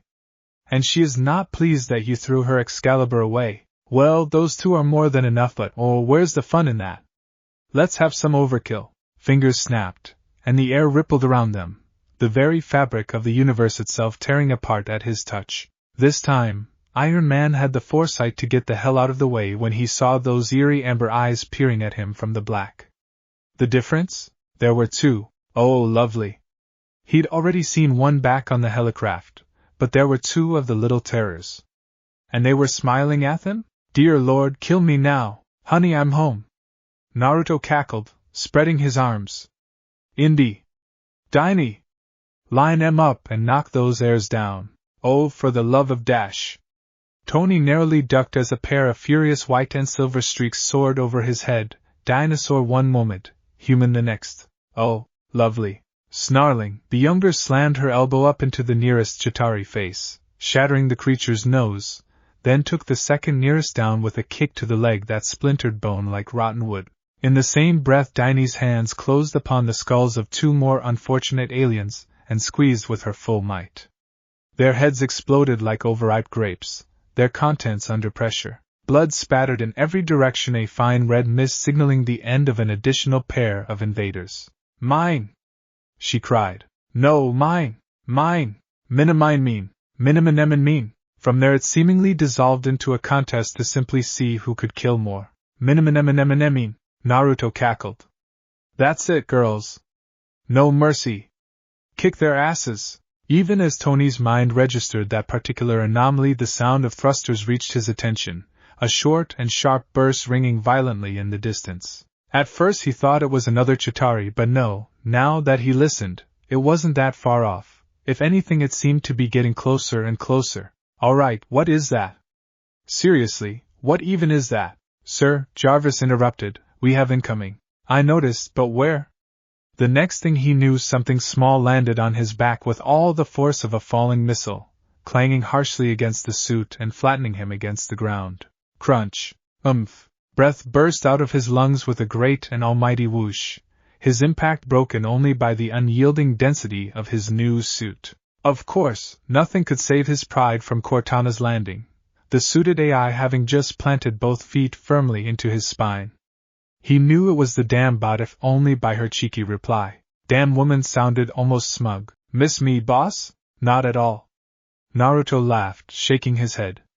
What kept you? Had to download myself into the suit. New body isn't ready yet, remember? Right, I promise you one of those, didn't Iba, rambling again. You're just in time for the party. Ahem. Down here. Under your foot. Sorry, by the way, Naruto added as Tony climbed to his feet. What? If Indy or Diney get hurt, it's your ass. His armored arm shot backwards in the same instant that the Chitauri sniper opened fire. Bang! A repulsor blast erupted from an outstretched palm, pulverizing the hapless marksman even as it snapped off a wild shot to the east. Before it could hope to fire off another shot, the lance of golden light took it dead in the chest and smashed it to atoms. Wheeleel, I can see you and Cortana have things perfectly under control here. Have fun! Ciao! By the time he'd gathered his wits enough to look again, Naruto and Saber were but gone. Cortana offered a mute shrug in her suit. He could have sworn she smiled. He doesn't do that often. A pause. Actually, he does. A lot. Tony could only growl softly. Damn kid, maim, destroy, dismember. These 3 words encompass Clint Barton's entire existence. He wanted to maim, destroy, and dismember the hulking xenomorph crouched next to him. In that order. That said beast seemed to be on his side did precious little to curb his destructive impulses. He remembered the beast perfectly well, just as he remembered how it had made a fool of him. His owner wasn't much better. They'd yet to sit down for any real length of conversation, but he'd known just by looking at him that he was trouble. Natasha didn't need to warn him. He knew their new ally was as mad as a hatter. His pet was another matter entirely. Highest. Killa chittered pleasantly at it, crushed another Chitauri skull in one hand and disemboweled the other's facial cavity with its oni, spraying them with viscous fluids. It seemed to enjoy that a little too much for his liking, enjoy toying with its prey and ripping them open. God almighty, just thinking about it made him ill. How could such a creature be anything but vicious? He didn't trust it. Nope. Not one bit. You know it would be much more enjoyable if you didn't do that. All he got was a rasping hiss. Oh, for the love of God! Across the city, he wasn't the only one have a strange encounter. Natasha had seen all manner of things in her life. She had slaughtered ambassadors, politicians, terrorists, even fellow assassins, and emerged without a scratch. Fought down gun-toting mercenaries, men and women who believed themselves to be better than her, some who even were. Throughout it all, she had relied on her wits and skills to make it through. And she had. But this took the cake. And ate it too. He does tend to go overboard, doesn't he? What's overboard? Her companion shrugged, cackling as he unloaded another round. I've done worse. Ever seen the statue of Big J? No. Everybody's a critic. Never in all her years had she fought with a man-demon, who could unleash the very legions of hell themselves against an enemy. Naruto had left her with such an ally, a man in a red hat, burgundy coat, who seemed to have a penchant for spitting filthy, less than suggestive one-liners to anyone within spitting distance. In this instance, that meant her. A sharpshooter who was so much more than that, and a being who genuinely, truly frightened her beyond belief. If only for that one line. Bitches love cannons. Natasha did not, in fact, like cannons. At all. Captain America didn't like cannons either. In fact, he liked this even less. Fighting hordes of angry alien invaders alone, outnumbered, against impossible odds, with only a shield. A nigh indestructible shield, but a shield nonetheless. There was only so much one man could do against the tide of the inevitable. So many. Too many. He was losing ground, fighting a one-way battle, and if he didn't receive backup soon, VZZM. As if to echo that very thought, a crimson bar whirled over his head, bifurcating a line of alien neatly down the middle. Even as he turned his head, a giant slab of concrete ripped itself free from the street, flattening the rest of his alien assailants, grinding them to a pasty pulp beneath. An awkward silence pervaded the battlefield, broken only by his own ragged gasps. Hey, thanks. A sizzling buzz hummed into existence once more as a heavy, modulated breathing captured his attention and dragged it elsewhere. Turning around again and starting to become exceedingly worried at just how easily he was being sucked up on from behind, Steve couldn't help but stare when he found himself face to face with his savior. 2 menacing meters of cloaked black armor holding a glowing red beam of light. Now, he was no fool. He knew enough of this day and age to recognize this man, if he could even be called such. Well, he couldn't be blamed for the way his mouth dangled. No one could. He was looking at the definitive reason to never disregard an amputee in an iron lung, after all. His eyes locked onto the angrily hissing blade, held by humanity's illustration of a dark lord, and the rhythmic sounds of his artificial breath sent the American's heart racing. Even so, he couldn't quite bring himself to believe what he was looking at. That's a nice costume. When it spoke in reply, he felt that same, ageless fear he'd experienced when he'd first discovered this entity of pure evil. This man, this monster, made the Red Skull look like a schoolyard bully by any comparison. And then, he said the line? The damn line. I find your lack of faith disturbing, Captain. Oh. Before he could process that any further, the Dark Lord raised a hand. Steve had all of an instant to recognize the gesture, then he felt the faintest pressure beginning to build in the air around him, like a subtle charge building, prickling against his skin. Instinctively his hands flew to his shield as though it could somehow protect him against the Dark Lord's wrath. But this strange mystical energy wasn't directed at him. That gauntlet waved itself in the direction of another onrushing wave of chi-tar, scattering the creatures from their crafts like a great wind. Another movement of those stiff, gloved fingers, and they broke, slammed against one another. The shrieking aliens could only scream as a giant, invisible hand ground them to a messy pulp against the great buildings of the city. Lowering his arm with a flourish, the Sith turned, his helmet cocking a fraction of an inch in Captain America's direction. The blade lowered, then rose, snapping up in a stern salute. Then he marched away, leaving the world's first Avenger to follow. It wasn't hard. His ally wasn't exactly sprinting.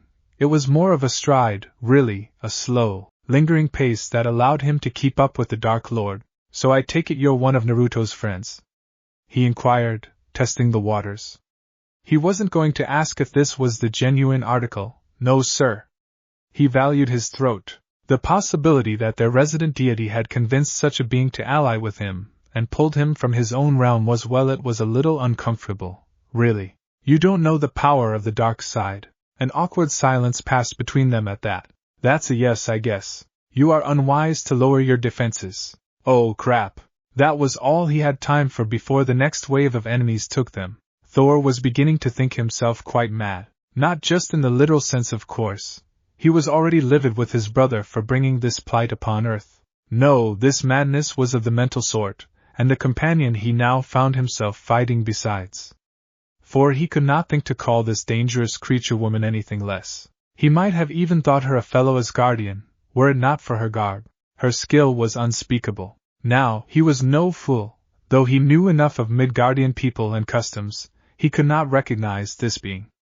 This woman in the blue dress, wielding a weapon he couldn't quite see. A weapon that sliced through his invader after invader, rendering his brother's force moot with each swing. She was a warrior, he could see, her skill with the blade unparalleled, speed unrivaled, greater even than his own. She fought to defend the innocent and the weak time and time again, hurling herself into harm's way. She was impressive to say the last. Savage, too. Her blows did not immediately kill. Instead, she cut grievous trenches into her enemies, leaving them with painful, debilitating wounds.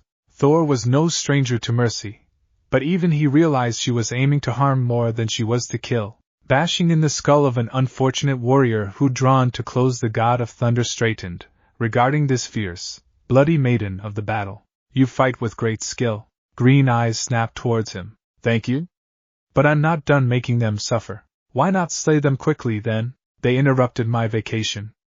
Saber scoffed, scowling. Their fate is clear. And that is? In response, Saber flung herself back into the fray. She danced amongst their foes like the wind itself, her flaxen hair whipping violently behind her as she twisted and spun against the enemy. Energy blasts ricocheted harmlessly of her blade and Caromed back the way from whence they had come, its deadly edge cutting apart any whom his hammer missed. A human blur, sparing no one and nothing. A king capable only of inflicting pain and suffering, a blade pointed at foes one and all. And when it was done, her gaze tightened, locking upon the next creature spawning from the gaping hole in the sky. And the tower beneath it, that their punishment must be more severe. Hulk liked to smash. Smashing was what he did best. He was good at smashing things, grinding them down into small, tiny pieces. It felt good breaking things. Simple. Cathartic. Something made him angry? Smash it. Something got in your way? Smash that too. It was a code he'd lived by ever since he'd first come into existence. Break. Smash. Destroy. Repeat. It had served him well when he was angry thus far, and he saw no reason to change it now. It seemed to serve the puny god behind him just as well. The blades tethered to his wrists cut through any that opposed him. Those deadly curved edges proved a never-ending maelstrom of motion, arcing up, down, left, right to carve Chitauri into bloody chunks. Spinning in a never-ending nexus of gore and pain, Kratos, once the god of war, seemed intent on one thing and one thing only: death. Puny. Hulk muttered, annoyed. I have no quarrel with you, beast. The ash-stained warrior growled. But if you get in my way, I will kill you. Hulk didn't like that threat, not at all. So Hulk did what Hulk did best. SMA. Don't you bloody dare. An orange streak crashed down from the heavens, colliding violently with the two furious men before either could draw blood. Guys. I've had a devil of a time tracking you down. Seeing the murder in their eyes, he thrust himself between them. Come on, I put you two together because you're all about being angry. Surely you can put that off for a little bit, right? Come on, Hulkster. Hulk smash you instead, and you can do that all you like. After we're finished here.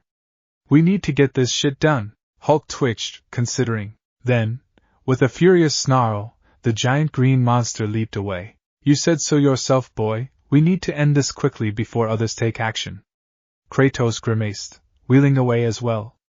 I've no desire to bathe in the flames of Hades once again. The clone scratched the back of its head. Yeah, about that. Meanwhile, miles away, no nukes, boys and girls. That'd ruin the fun. Fury fought to keep the self-satisfied smile from his face. It proved a battle in and of itself, even as he watched Naruto hold a gun to the Security Council's head.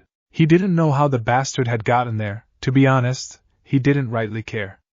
All that mattered was that the damn plane wouldn't be leaving the runway. Well, I'll be damned. Loki was livid.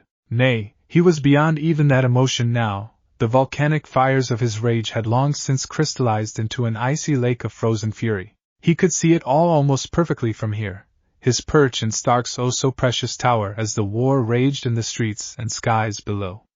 He daren't leave the device unguarded now, not with him roaming about. He'd been wrong to assume his fellow deity was alone, that he didn't have allies of his own.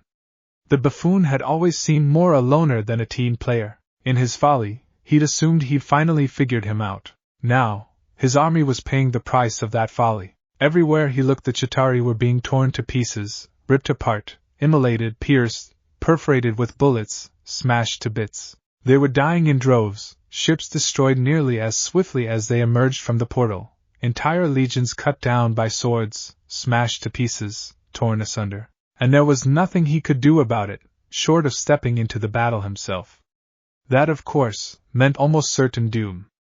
He'd had no intention of fighting with that mad god from the beginning. Yes, best to stay here, out of sight, out of mind, out of having fun? Shit. Loki spun with a hiss, staff swinging.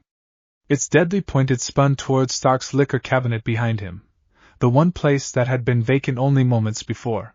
Naruto was standing there, pouring himself a scotch. He drained it as Loki looked on, and went about setting himself another. What are you doing here?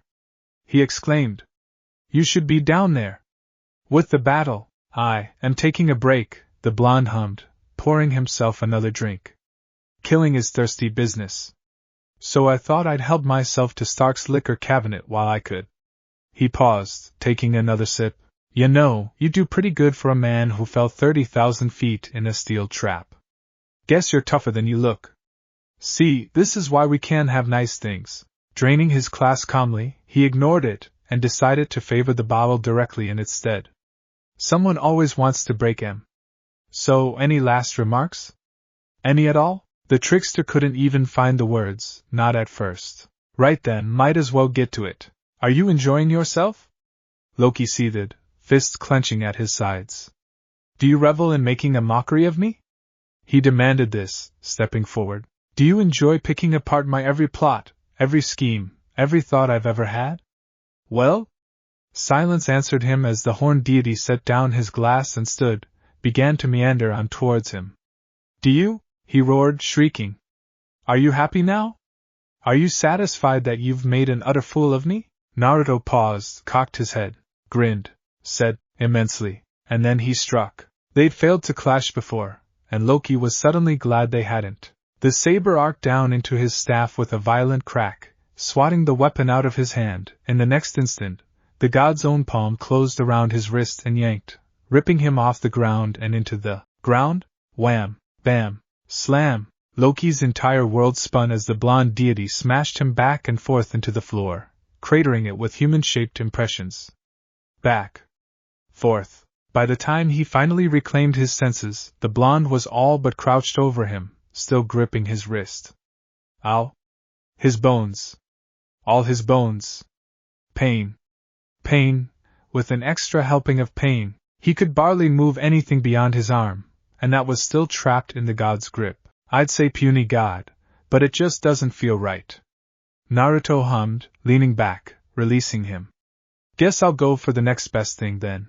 Before Loki could do more than cry out, even think to defend himself, he lunged at him, arms snapping forward in a sudden, impossible burst of speed. He ripped a kunai old memento of his shinobi days out of from his boot and caught him by the shoulder. Naruto slammed the startled Asgardian around, pushing him backwards into the nearest wall, and barely thinking to consider his reactions rammed the knife into his shoulder until it slammed down on the hilt. To her credit, he barely even gasped. I didn't come here to pick a fight with you, actually, he growled, digging the blade in. Frankly, you're too entertaining to just kill like that.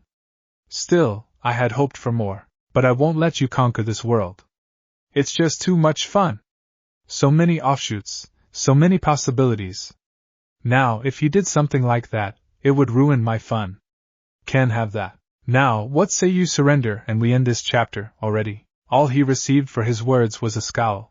Ah, sentiment. Naruto grunted in surprise as a knife arced you and slammed home in his chest. Huh. That tickled. Ow. The deadly dagger exploded in his hand, showering him and Loki with shards of broken steel. Lifting his head slowly, he craned his neck loosely and somewhat erratically as he stood, growling in the direction of the baffled Asgardian. There was a twitching, spasmodic movement to his motions. Loki really wasn't at all surprised by it all anymore, now, but it felt as though this were all happening to someone else, that this were nothing more than a dream, and he'd wake up any moment now, or not. Did you think that would kill me? Honestly, yes. Loki felt like crying. Really, he did. Today just wasn't his day. Ah, Naruto soothed. When your plan is in ashes, then you have my permission to cry. Let's face it, I really can't kill you. The fangirls would have my hide. And what would happen to the next movie? I beg your pardon? Right, sorry. Fourth wall break there.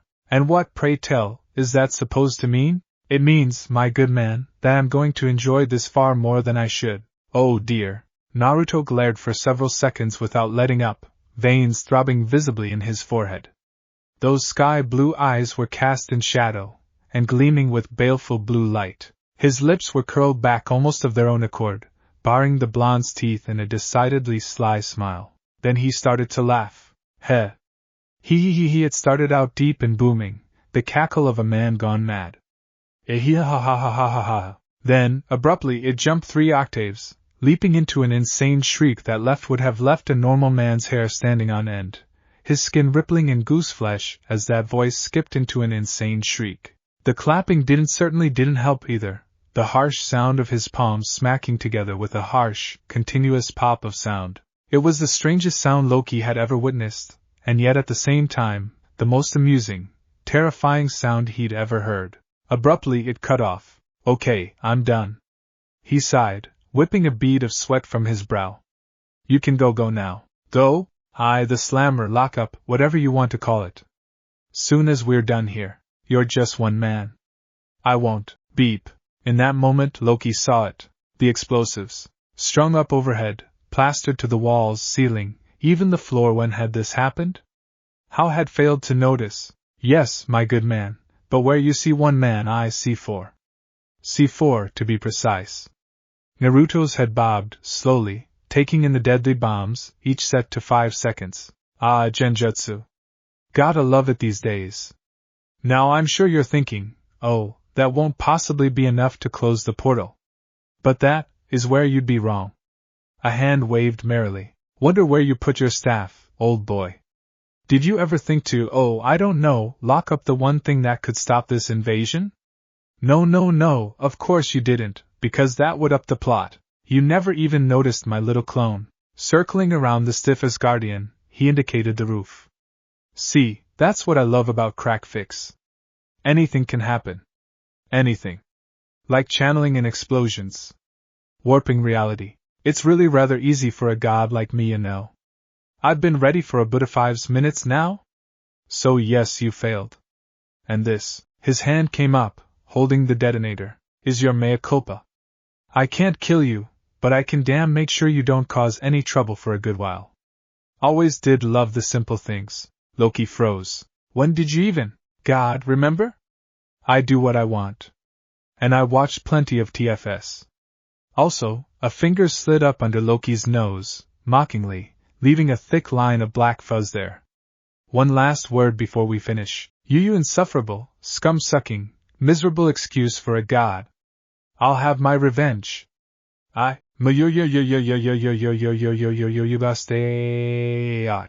Naruto laughed loudly and squeezed the trigger with a press of the thumb. The trickster could only find 3 words as he stared at his new facial hair. I hate you. I know. It was a good fireball in Tony's opinion. A really good one. It was the sort of fireball that not even a god would have criticized. Even old Boy Scout would be impressed. So bright that it dazzled everyone's eyes, the fireball exploded a little further back than Naruto had initially projected.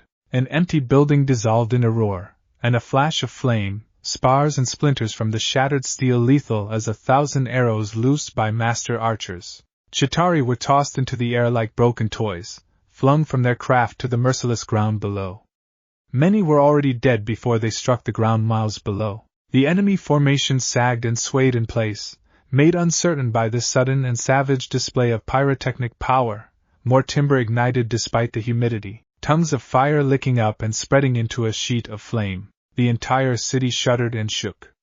Tortured screams came to them over the city as countless Chitauri shut down, collapsing like lifeless dolls in the streets and buildings. Civilians whooped and cheered at the sight. Even the Avengers cheered at the impact. Only Tony watched in silence, inscrutable, as scores of alien perished by the power of the incredible flare. How had the kid done it? It didn't make any sense. That was when he realized precisely where the explosion had come from. What the hell? Did he just blow up my tower? He blew up my tower! Somewhere in the distance, Naruto's laughter reverberated for miles on end.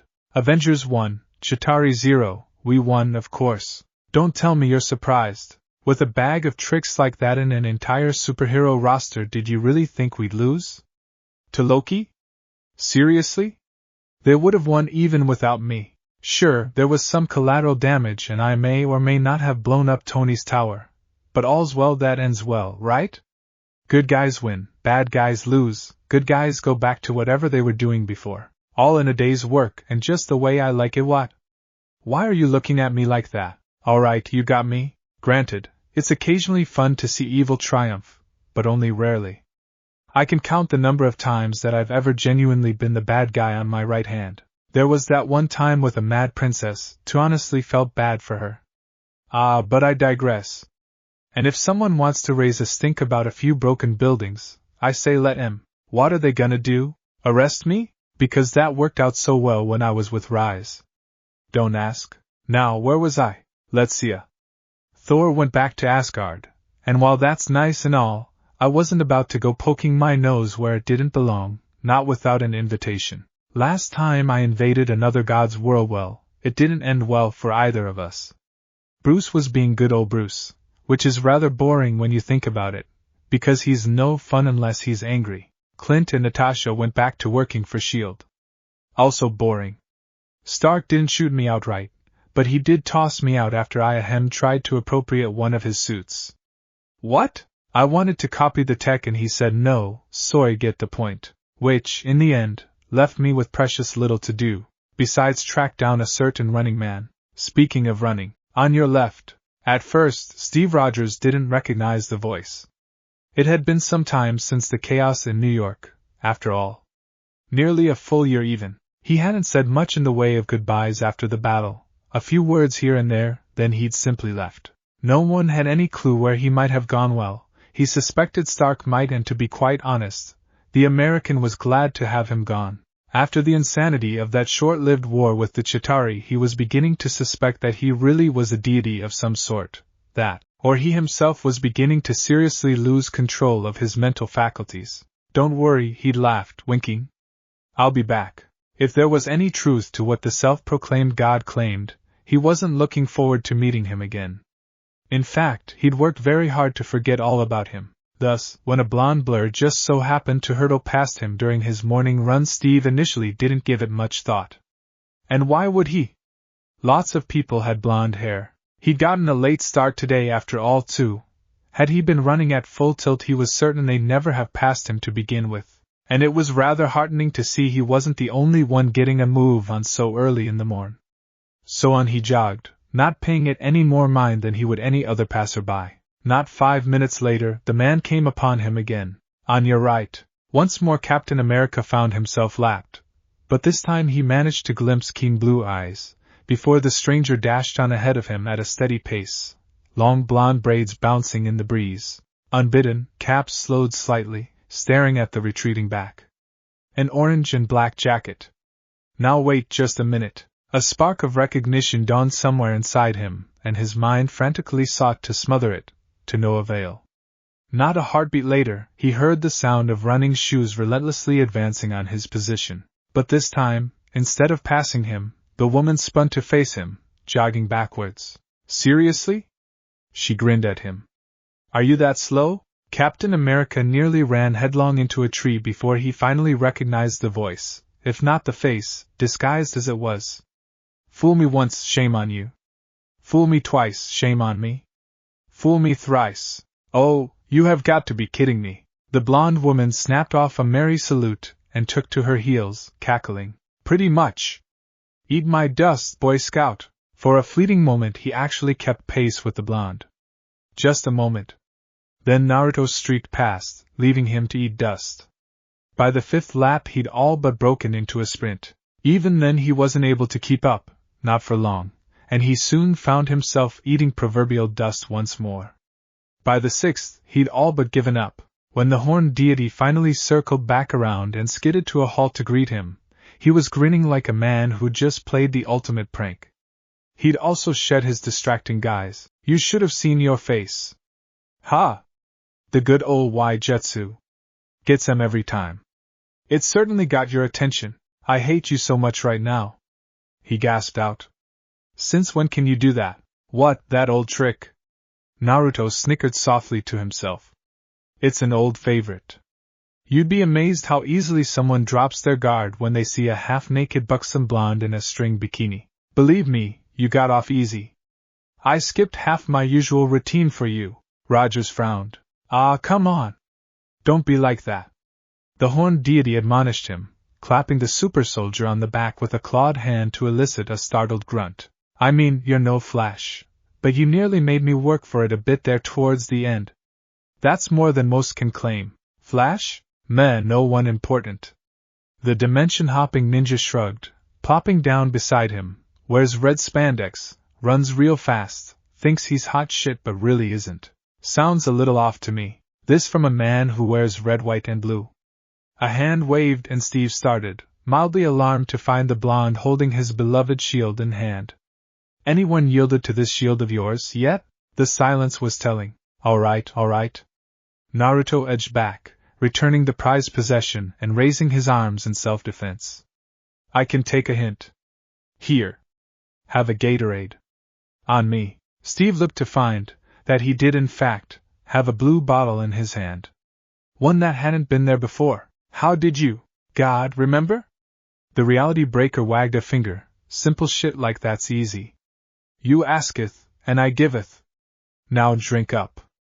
Replenish those electrolytes. For a fleeting moment, the world fell silent, broken only by the sound of morning crickets. You're still in hot water, you know, Steve said after a moment, finally getting his breath back as he drank. Fury isn't happy with you. Mass destruction, threatening the council, not to mention what you did with that skyscraper. What skyscraper? The orange one? Oh, ha! The horned deity somehow managed to trip over his own 2 feet despite sitting and tumbled to the ground, clutching his sides in a vain attempt to stave off his laughter. Needless to say, he failed. Spectacularly. At first, Steve Rogers didn't rightly understand. 1. Why the horned demigod was following him in the first place, and 2. Why he was laughing. By rights it was a serious matter, and Fury had been utterly serious when he'd said it. Yet, Naruto continued to laugh, rolling about the grass as though it were the funniest thing in the world for some reason. "What's so funny? Tell me," he exclaimed, whipping a mirthful tear from his cheek. "How can Fury fire me if I was never a part of the team to begin with? You can tell Samuel L. Jackson that if he wants me gone, he needs to come down off his high helipad and tell me himself. Oh, and tell him I want his eye patch. Or lightsaber. Whichever. You've lost me again." Sorry, Naruto apologized, tilting his head back against the tree. Obligatory fourth wall break, there. Speaking of breaking, have you seen Nat? She's surprisingly hard to track down. You're just all over the place today, aren't you? Let me answer your question with another question. The blonde retorted, pulling himself upright. Ever heard of multiverse theory? No? Well, in one universe, you were a sleeper agent for Hydra. The captain snorted without thinking. That's the most absurd thing I've heard. And I've heard a lot of strange things since they defrosted me. See, that's what I thought, too. The blonde mirrored his disgust with a small shudder of his own. Bunch of crap, that. I mean, you, working for Hydra? Who in their right mind thought that was a good idea? Blame the comic writers. I mean, they took it back eventually, but ugh. It just felt wrong. I was half tempted to pop in and wipe them off the face of the map for that. Then why don't you? Naruto actually blinked. Why don't I snap my fingers and end it all? I'll tell you why. Because that's just no fun. So are you here? Really? Really? No bullshit? Language, and? Naruto. Alright, geez. Party pooper. See, I've been doing some thinking lately. The annoyed being confessed, plopping his head into a hand. A lot of thinking, which is actually pretty rare for me when you stop to think about it. I mean, I like this place. I like it a lot. There's no end of fun to be had here. Seriously, I haven't even seen a fifth of it yet. You guys are awesome. Especially with all the shits that's happened or going to happen while I'm away. But then I thought to myself, Naruto, you're being greedy. All you do is take, and take again. Why don't you give back once in a while? Why don't you improve things? My wife agreed.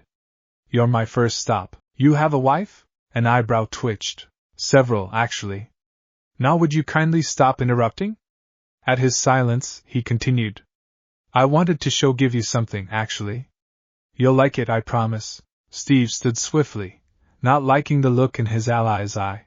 It'll pass. But I haven't even told you what it is yet. Naruto whined.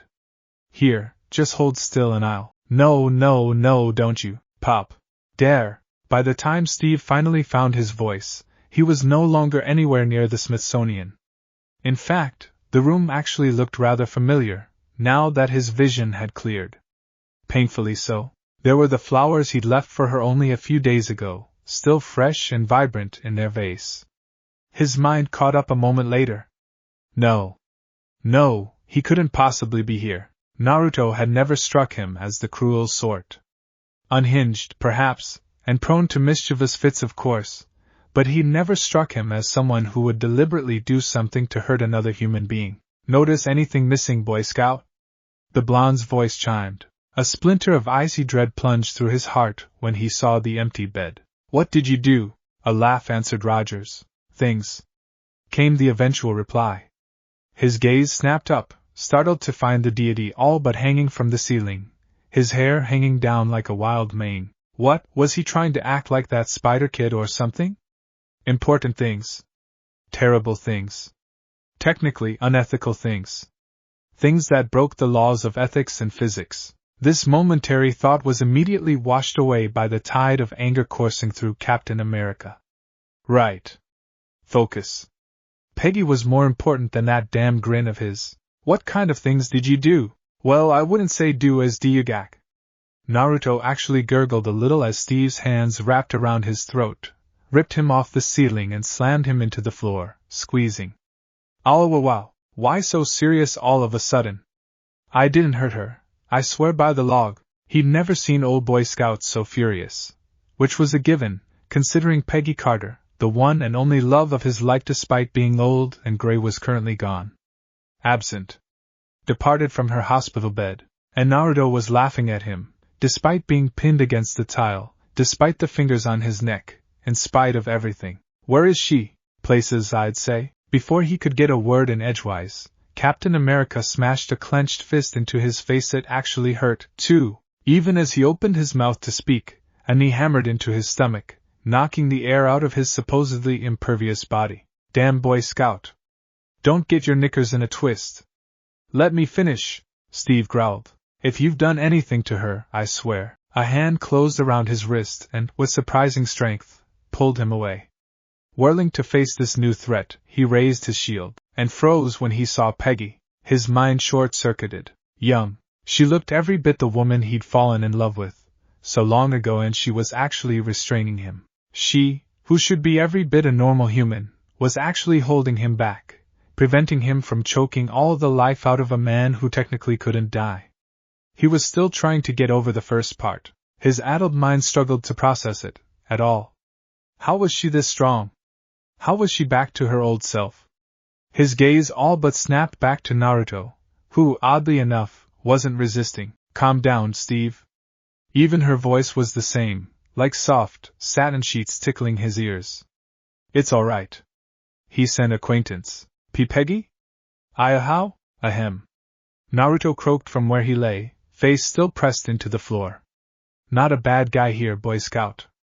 Remember, I did say I first visited y'all during the World War. Can I get up now? Reluctantly, Steve released him. Thanks. Oh. Quite the grip you've got there. Why? Naruto hissed quietly, rubbing his neck as he righted himself. Presents, remember? Geez, you tell a man one thing and he starts throwing punches 5 minutes later before I can explain. Tibeo, I couldn't think of anything else to cheer you up, Boy Scout. So I decided to put my, talents to good use. He cast an arm at the slightly flushed Peggy. Now you can have that dance. And many more. I, sir, believe I am owed a thank you. I didn't know what to say. A thank you would be nice. The blonde repeated with a huff. Time isn't easy to with, even for me. Something about the way he worded that gave the good captain pause. This isn't just about her, is it? For a moment, Steve suspected Naruto was going to pull a page from his old playbook that he would simply bail out the window and leave them to his own devices. Imagine his surprise then, when he stayed. In the end he sighed, shoulders sagging. Nope. He relented, his smile collapsing for a brief second. Isn't. But only just. Peggy must have seen it as well, because she stiffened. What are you on about? She asked. Blue eyes glinted devilishly. Cap, what would you do if I told you really were working for Hydra but just didn't know it? Yet. And? Steve posited. What, just like that? The blonde blinked, momentarily taken aback. Seriously? And here I had a big ol' explanation lined up to make you believe me. There was even a slideshow and a PowerPoint describing how they infiltrated S.H.I.E.L.D. and… What? What do you want? Peggy interjected quickly, interrupting him. If you're telling us this, then you must have some sort of proof. Well, yes, actually. But as to what I want? Naruto grinned, spreading his arms wide. I thought that would be obvious. In the end, the answer didn't surprise Captain America one bit. Ragnarok or Ragnarok? Now I'm sure you're wondering about our grand little scheme. What grand plan did the three of us concoct? What did it do to Hydra? Did it involve the color orange and copious amounts of tomfoolery?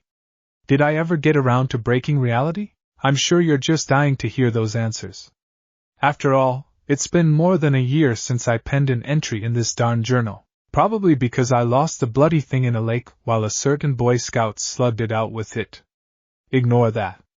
Spoilers and all. Still, surely you're wondering what everyone's been up to in the meantime, what the gang's been doing, what pranks have been played. We'll get back to that. Now.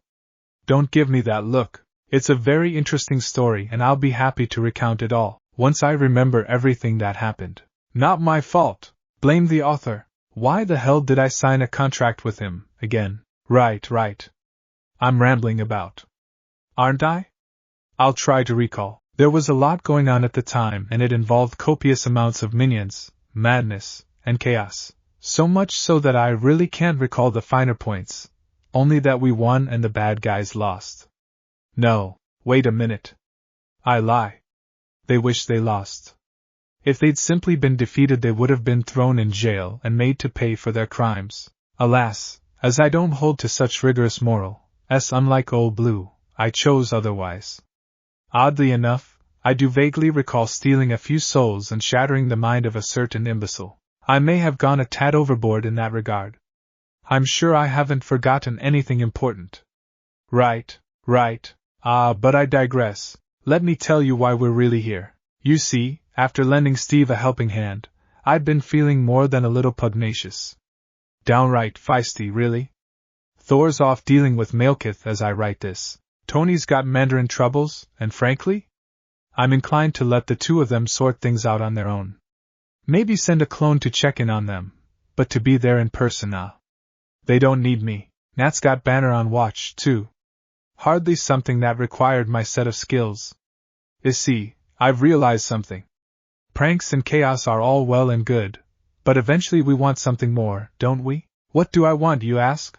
I want a partner. Not a sidekick, not a villain, not a rival, but someone who can take what I dish out and throw it back in my face. An equal, or as near to that as you can find in this universe, I suppose. Someone who shares in my unique brand of thinking. One who laughs in the face of death and flips at the bird besides. Someone who doesn't owe my anything. A goal to work toward. As luck would have it, I believe I've found a suitable candidate. And to think, I wasn't even aware of her until recently. Odin did a very good job of sealing her away. I didn't realize she'd been locked away in a pocket dimension. Clever, old man. Very clever. If she's half as fierce as I think she is, I might be in for the fight of my life. Hell, I might actually die. From the little I've gleaned of her, she's damn close to indestructible. Strong. Vicious. Dangerous. I dare say immortal. Now, whether she actually takes me up on my offer is something else entirely. She could skewer me before I get a word in. Yet what can I do? For the first time in all my millennia, I'm actually excited. Finally! A challenge! I'm smitten. Yes, I know it sounds overly sappy. Sometimes you just gotta scratch that urge, you know? So, in lie or a long explanation, I'm just going to state my intentions here. You see, I'm about to do something incredibly stupid. I'm going to pay Death herself a little visit. And no, I don't mean that Death, Thanos, can have her. No, I have my eye on a far greater prize. I also feel inclined to remind you, dear reader, that in my eyes, Loki is merely the god of mischief. Say what you will about that. But chaos? And the Talk-no-Jutsu? I patented that shit. The realm of hell. Anybody in there? When the voice reached Hela, she almost missed it entirely.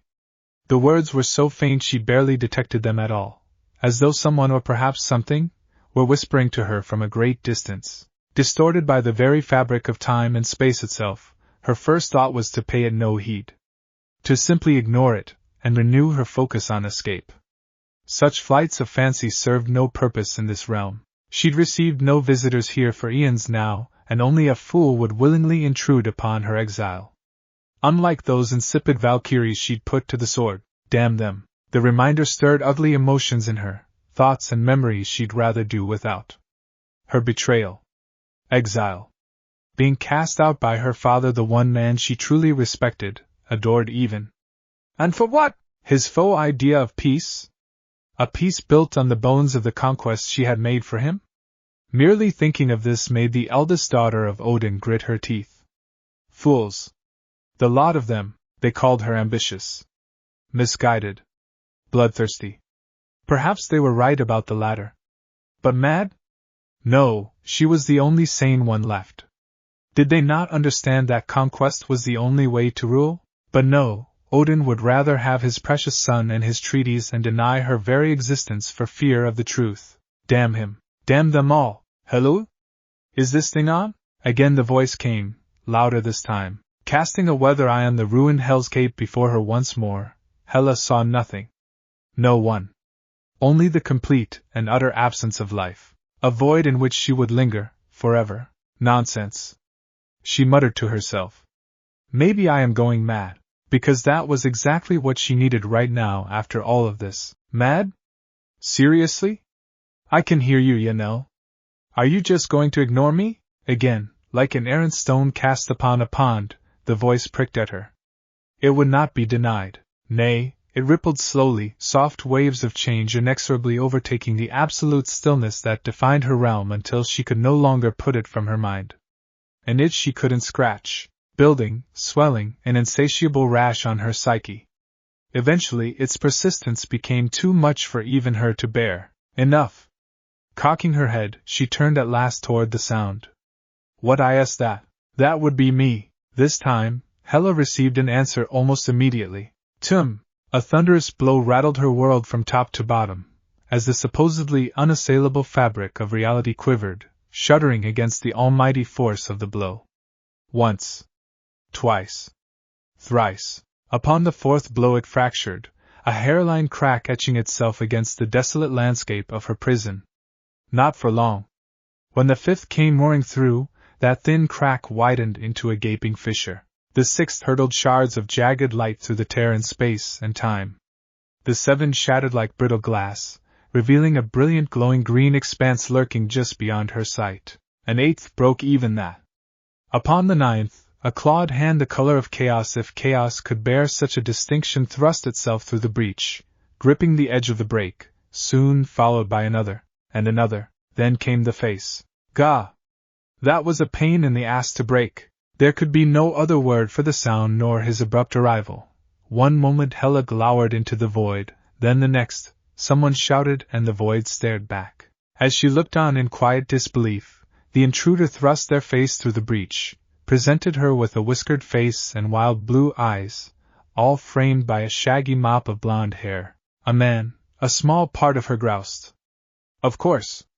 Whomever he was, he noticed her straight away, a look of almost childlike joy overtaking his visage. With a jaunty wave, he pulled himself through the tear and landed nimbly on his feet, orange cloak dancing madly. Wait, orange? Even as Hella struggled to acquaint herself with the jarring color of the newcomer's garments, she found herself face to face with those startling blue eyes. Well now, Hella didn't swoon. She was much too proud for that. But she did take notice. Ever the warrior, she'd never considered herself the type. Hers was the field of battle, not the bedroom. She'd never given thought to romance. Indeed, she never felt the need for intimacy of any sort these days. Oh, there had been a number of fumbling attempts back when she was a mere wisp of a girl.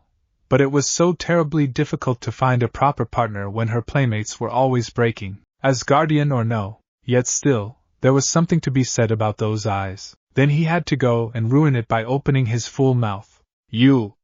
A lone finger thrust itself out at her. Baffled, she actually blinked again. Me? Do you have any idea how difficult it was to find this pocket dimension? The stranger asked, demanded, really only to immediately dismiss her and shake his head in the negative. Really hard, that's what. Don't even get me started on breaking into the damn thing. It wasn't easy, you know? As quickly as the anger had come, however, so too did it dissolve, reverting to that strange state of wonder. Still, if I'd known the goddess of death was such a looker, I'd have paid you a visit sooner. He tilted his head then, apparently waiting for her to speak. Belatedly, Hella realized this was it. Her chance. This individual had just broken into her prison as though it were glass. Granted, the way was now shut behind him, but surely he could break back out if he so chose? No, this was more than a chance. This was what she had been waiting for. Searching for. Longed for. Opportunity. Perhaps even the hand of fate itself was at work here, some greater power she didn't understand. A lesser woman would have thrown themselves at his feet. Tried to get into his good graces before the legions of Odin descended upon them. Hella was no such woman. And you are? Laughing, the blonde sketched an elaborate bow before her. Uzumaki Naruto. God of chaos, interdimensional rogue and universe-hopping deity at your service. Raising his gaze, he fixed her with a wry smile. It's a pleasure to finally meet you. Words don't do you justice, clever boy. Her ego sufficiently stroked, the goddess of death arched an eyebrow and planted a hand upon her slender hip. Weakened though she might be, thanks in no small part to her banishment from Asgard, she wasn't beyond a bit of flattery. It reminded her of the old days, when she was respected and feared above all, the good times. The glory days of Asgard. Before Odin took Just like that, her volatile mood shifted, leaving her feeling more pugnacious than ever before. She wanted to kill something, rend it apart with her bare hands. Cut, stab, kill, you look like a smart boy with good survival instincts, she growled, summoning a sword to her palm. Kneel. Release me from this prison and swear eternal fealty to me. In return, I'll let you live. Or that very blade all but forced itself beneath the blonde's chin, drawing blood as he raised his hands. You can die. Your choice. It almost struck her as odd that he wasn't resisting, that he didn't show fear. Did he not fear death? Absurd. All things lived, and all things died. Even gods fell, in time. She soon had her answer. Crunch. A hand wrapped around her weapon and pulled, forcing it across his jugular.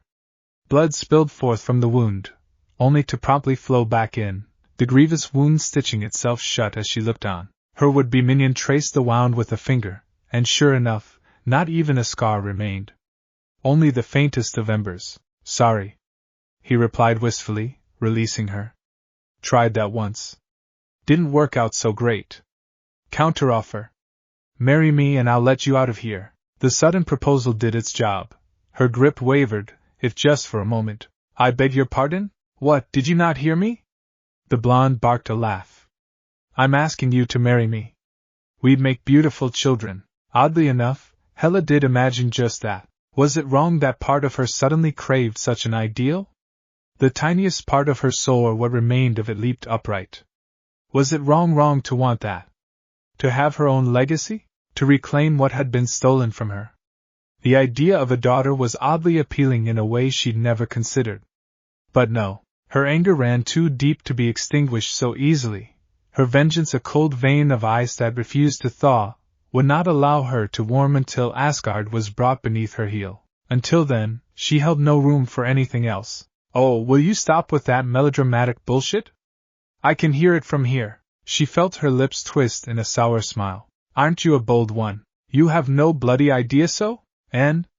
Why should I grant you such an honor? I dunno, maddening mayhem and absolute carnage?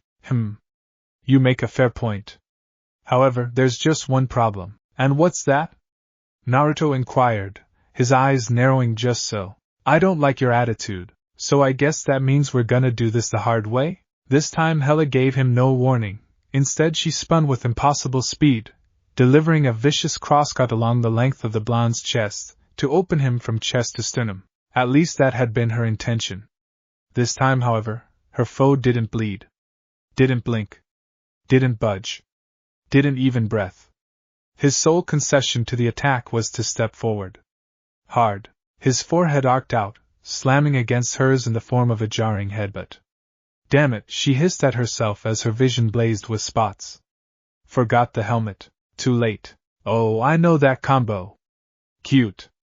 Let me show you the proper way to do it. In the next instant Naruto seized her wrist and hauled her forward, parrying a second summoned blade with one drawn from the voluminous folds of his sleeves. A blur of white-hot steel whipped forward, drilling a searing hole through her tattered armor with the other. Immortal or not, the sensation of having a blade thrust into one's stomach is and always will be far from pleasant. Less so when said blade burns with the very fires of chaos itself. A jarring tug pulled the serrated weapon free from her body, leaving the stunned goddess to topple onto her backside. Somehow this hurt. Far more than it should. It burned. Ah, the good old riposte. Naruto's voice drawled overhead. Dark souls taught me well. Now are you gonna get up or? Silence. Her blade cut a glowing line through his chest, and he staggered half a step. What is that it? Come at me, bro! Actually, wait. Hella descended on him with a snarl, and they collided in a storm of swords and steel. An age of chaos. I've always loved chaos. There's just something so inordinately freeing about it. Tossing the proverbial rulebook out the window and letting the chips fall where they may. Where's the fun in sanity, I ask you? The same series of events, repeating themselves over and over and over again in an endless loop. No, thanks.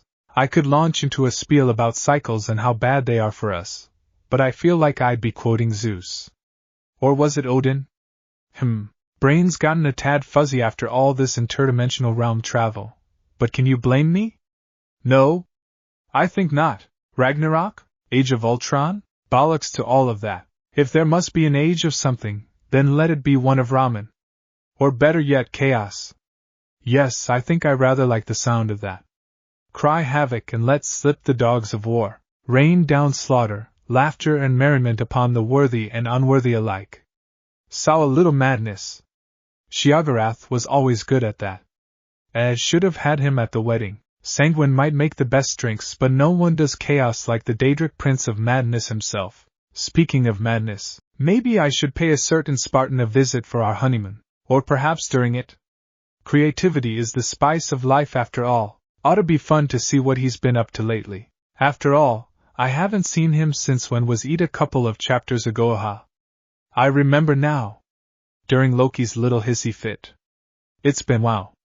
A long time since then. Might even bring the wife along for the ride. Technically, she's got a relative now. No. Wait. I've got a better idea. If I'm going to muck about with actual gods again and don't they sound like fine folk, then why not bring a few of my own along? From what I've heard, their Thor is the biggest butchering bastard in the 9 realms. Not at all like our lovable teddy bear. I think Blondie might take offense to that. Oh, who am I kidding? I'd pay good money to see our Thor take out theirs and bash his head in. You know, the more I dwell on it, the more I find the idea oddly appealing. Wonder what Point Break will think about that. And Loki! Whatever happened to him, eh? Might as well get Odin involved. Wait, why am I asking you? One way to find out. Scene break. Thor was not having a good day. It had begun over an argument with Odin and now it threatened to end in disaster. Jane was dying. Her life force ebbed away with each passing moment, and there was naught he could do but wait. Wait and pray. The irony of such a notion wasn't lost on him. Thoughts of her, and the insidious ether trapped within her bounded about in his head like angry lightning bolts, chasing one another without end in a vicious loop. He could no sooner escape them than he could bring himself to abandon his own strength. But what good was his might when it could not save the one he loved? In a blink, everything went from bad to worse. Thor and boy still have both eyes. The god of thunder craned his neck as a triumphant voice resounded through the great halls of Asgard like a terrible avalanche, sweeping all before its path. Rich and booming, the Asgardian recognized it at once, though he wished he didn't. For all his flaws, he could never forget that voice. The owner of that voice had spelled a great deal of trouble for him since they'd last met, and many times hence. It was a voice he never wished to hear again. For a fleeting instant he almost considered hurling Mjolnir at him, consequences be damned. He had hoped he would never come here to Asgard, never darken his door. It seemed those prayers had been in vain. When he turned to face him, he found only empty air. Over here, Point Break. The blonde's voice prodded at him from behind. Seriously, you're supposed to be quicker than. Clang! Mjolnir needed no further provocation. The mighty hammer leaped from his hand like an arrow loosed from a bow in reverse, curving around to fly at his exposed flank. Much to his amusement, a dull crunch rewarded his efforts, accompanied by a startled squawk as the hammer's victim flopped to the floor. Sure enough, when Thor turned to face his foe this time he found him writhing upon the ground, clutching at his head. A flicker of sympathy stirred in his chest, only to be stubbornly stifled by young man's response. Ack. What the hell, man? That shit hurt. You trying to kill me? That depends. Reaching down, he seized a fistful of the intruder's garishly orange cloak and hauled him to his feet. He didn't resist. Wild blue eyes beamed at him. Well, at least one did. The other was well on its way to being swollen shut. Mean swing you've got there. He groaned. Something happened to Jane? A low, angry growl traced the air between them. Choose your words with care, Naruto. Right. Low blow. Sorry. Why are you here? Because I miss your smoldering good looks and flowing locks? Oh wow. Kidding. I was kidding.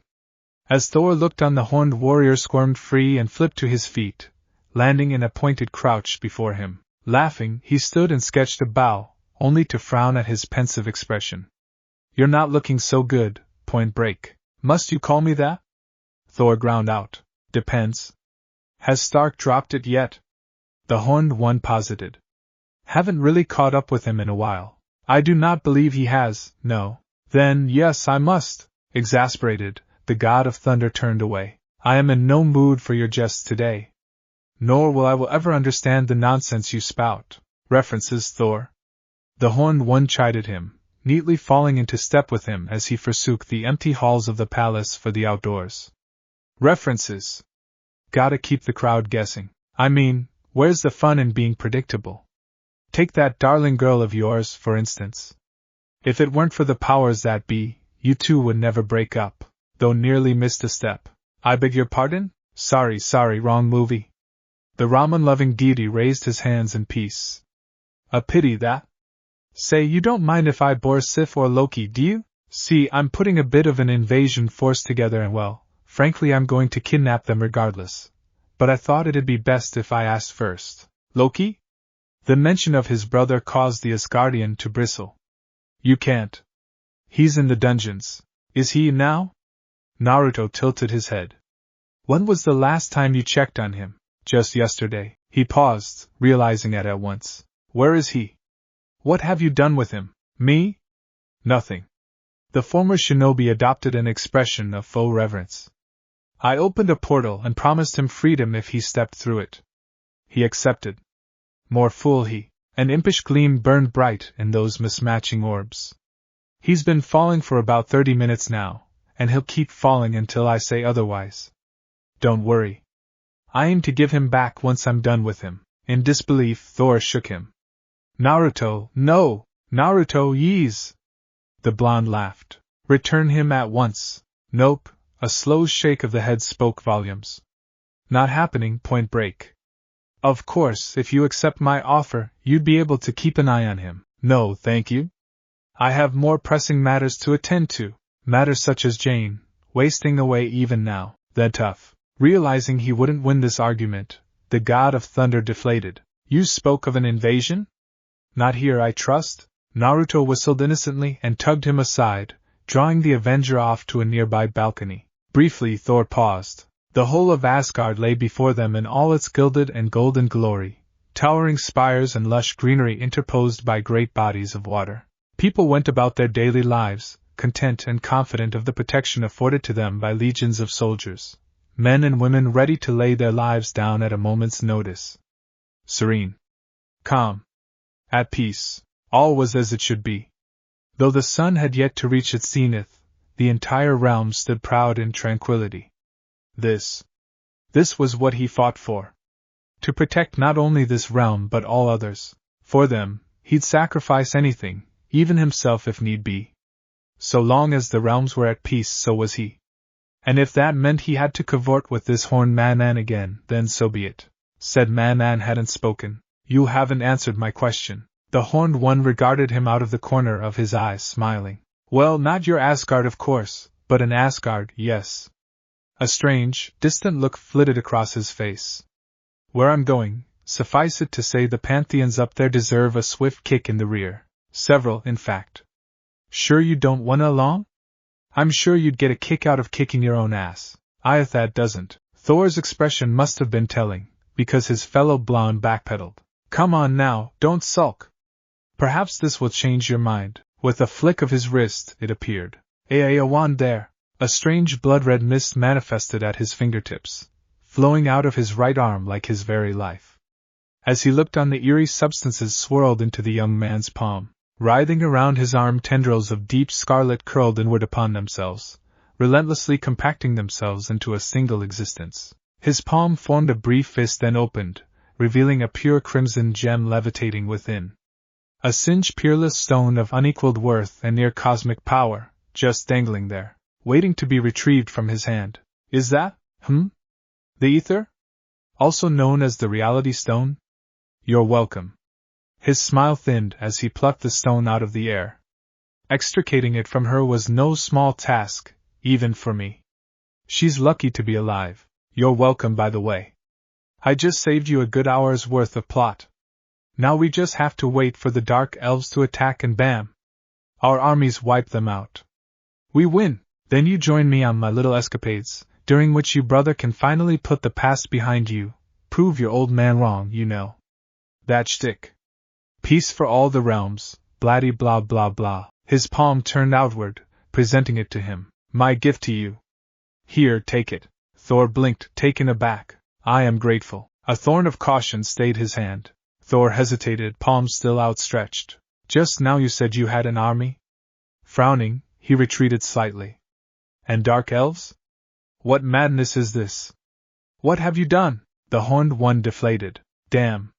It was going so well, too. For all his mischief and merrymaking, Naruto seldom acted without reason, much less gave gifts to others out of the blue. The few times he'd done were always followed by absolute chaos. No, he never acted without a reason. It was a bit much to wrap his head around. On some level he knew the bedraggled blonde was a deity not to be trifled with, but he so seldom made any sort of sense that none could take him seriously. His mood shifted more than the 4 seasons, chaotic neutral, or so Stark had deemed him. For him to have plucked the ether out of Jane without so much as a demand for thanks, nay, for only a request, something was afoot. What did you do? In response, the blue-eyed deity closed his hand around the reality stone. When next that hand opened, it lay melded with his palm, visible for all the world to see. His once open expression had turned slightly pensive, perhaps even a tough regretful by comparison. Thor refused to believe it. A fell breeze whipped through the halls of Asgard as the skies overhead darkened, rumbling with thunder.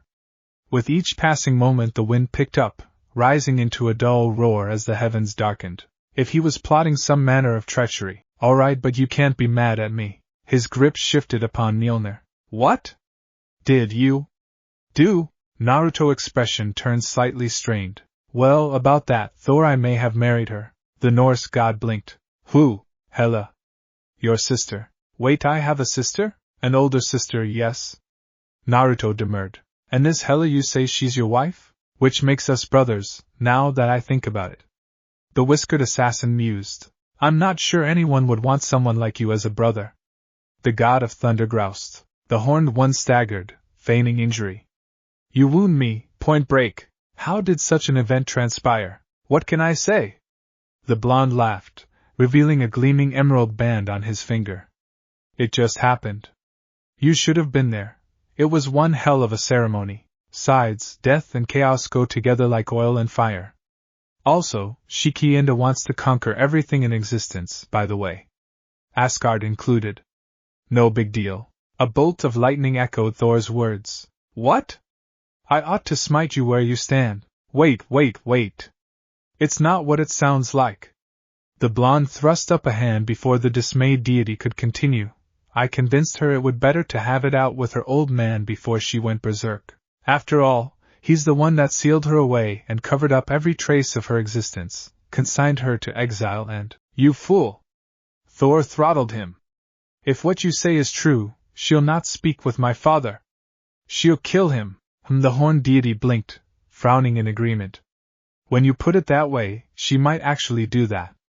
But, if there's a chance they can reconcile. As if to deny that very statement, a distant spire crumbled into a mound of glass. Each god exchanged a long, disbelieving look with the other. Naruto's strained expression turned decidedly sheepish. With a grimace, he made a mad dash for the tower. Gotta go, love your bro, bye. Scene break. Hela exhaled.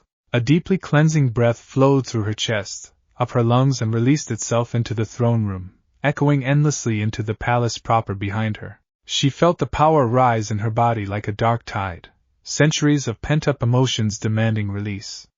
Retribution. Rage curled her fingertips, clenching them into claws. The sword in her hand felt light as a bird's feather, her body at the very peak of her power. Distant thunder rolled outside, roiling with anger, echoing her own cold fury.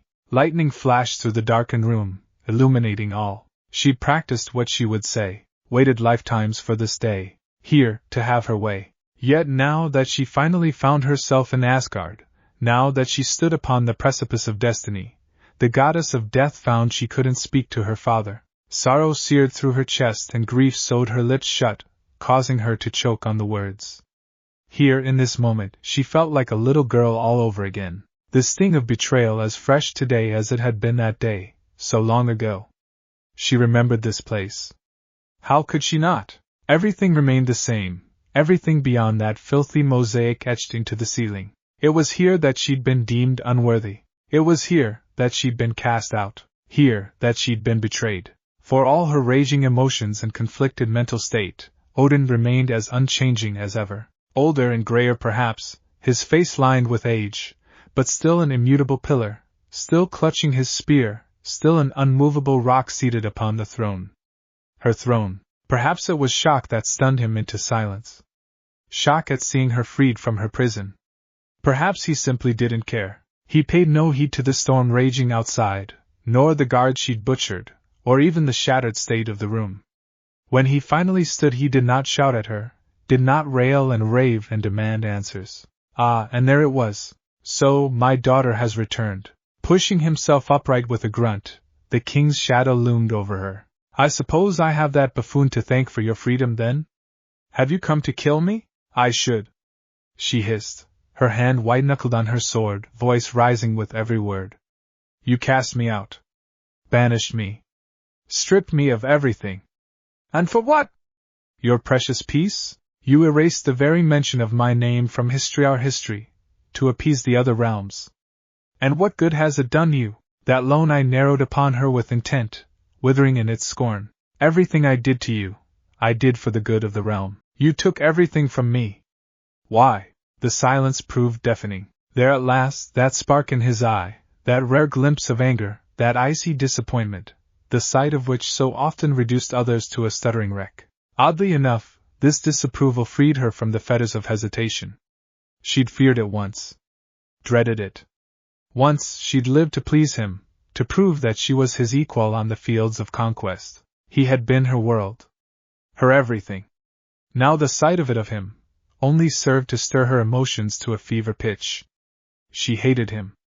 Yet a small part of her, the girl she'd once been, loved him still. She suspected she'd never be rid of it, not truly. In the end, Hela's response surprised even her. A lone tear rolled down her cheek. The words tore out of her. Tell me, ode to self. Maybe next time use your brain, and don't trust a goddess with daddy issues to confront her old man peaceably. What? Don't look at me like that. How was I to know Hela would go nuclear when she found Odin? We never got to see how she would have reacted in the movie. Maybe I should have heeded Red's advice and taken her to counseling. Does counseling work on an immortal? Or an undead? Food for thought, I suppose. I mean, it worked on Scorpion and all I had to do was give him his family back easy. No, still, there's one flaw I still hold from my mortal days. It's thus. I believe in people. As wretched as a heart may seem, as black as the soul can be, I always see the light. A flicker of hope in the dark. It makes me want to help them, even if they hurt me, even if they denounce me, even if they butcher me 1,000 times for it. Perhaps it's just another curse. Lord knows I'm still suffering from several of those laid on my shoulders by one of my enemies. Perhaps not. Who can say? It's earned me all manner of detractors, but in the same vein I've gathered all the more allies for it. Funny how many people want to shake your hand when you give them what they want. Now then, let's wrap this elfie business up. Malekith won't know what hit him. We've got a where to start, boys. So many stones to collect, so little time. Well, time is relative when you think about it. Or is it subjective? Never could wrap my mind around that. Bah! Time to make a few phone calls and get the gang back together. Scene break. This could not be. Surely it would not be. Yes, by all accounts, this should not be happening. The day should have been theirs. His. Yet it was denied him by the capricious whims of fate. For rather than the glorious victory that had been ordained, Malekith instead found himself forced to fight for his very life as his fleet burned on the horizon. Ship after smoldering ship was struck screaming from the heavens as though by the hand of an angry god, offering only a feeble fight before they fell. With this the dark elf came to the stunning and galling realization that he'd been had. Destiny, once his for the taking, now laughed at him in spite of all his plans, all his plotting, all his schemes. As did another. Having fun yet? A rich, resonating voice bounded off the floors. I can do this all day, you know. The dark elf spun with a hiss and found naught but empty air. Face me, coward! His words met naught but empty air. Even now his very footsteps were hounded by an infernal curse he didn't understand. Gilded hallways turned in on themselves no matter how hard or fast he ran, leading him around and around in an endless maze despite his steady advance. He knew he was walking forward, he knew triumph was just around the corner, and yet it remained hopelessly out of reach, thwarting him at every turn, denying what was rightfully his. How had it all fallen apart like this? Where was Algrim? Where were his men? Where had they all gone? It should have been an easy incursion, an effortless strike against the weakened Asgard. They'd grown soft after all these years, fat from lack of war. Weak, like their king, their vaunted shield had fallen as planned, but from there everything went awry. His army was shattered, his hopes tattered, and the ether hopelessly out of reach. Not only were his troops even now being routed, but he had no way of escaping from this horrid maze unless whomever was creating decided to. How does it feel to be the last of your kind? To his credit, Malekith struck quickly. No sooner had the hand settled on his shoulder than he lashed out at its owner, driving his blade into their chest. It was a clean kill, through and through. Straight in the heart. A fatal blow. And yet they did not die. Instead, the last dark elf found himself, clad in a flowing robe of the darkest scarlet night. The dead man frowned back at him. Blue eyes narrowed to menacing slits, whiskered cheeks pinched in an irritated frown. Malekith had half a moment to behold those strange crimson horns jutting from that tangled flaxen mess the man called hair. Just a moment. A second. A sliver in time. Then the stranger tilted his neck and exhaled softly. Should have aimed for the head. Then Malekith found himself divested of his sword, the arm holding said sword, and his entire shoulder besides. There was no pain, no blood, only the sudden, disconcerting weightlessness of losing the better half of his body. Aghast, he stumbled back, blinded not by agony but confusion. No pain. Why didn't it hurt? An unexpected blessing to be sure, but why? He soon had his answer. As he looked on, a lone crimson gem glittered in the open palm of this butcher. Gotta say, reality stone really does come in handy. The horned man hummed softly, turning his marked palm end over end. What remained of Malekith's arms sailed over his shoulder a heartbeat later. Look! No blood. The very fabric of the universe, at the tips of my fingers, even more than usual. I could get used to this. Thief! How dare he? In spite of his wound, the dark elf surged forward. Filthy mongrel! How dare you take what is mine, you worthless, not a mongrel. Naruto. We've been over this already. And you?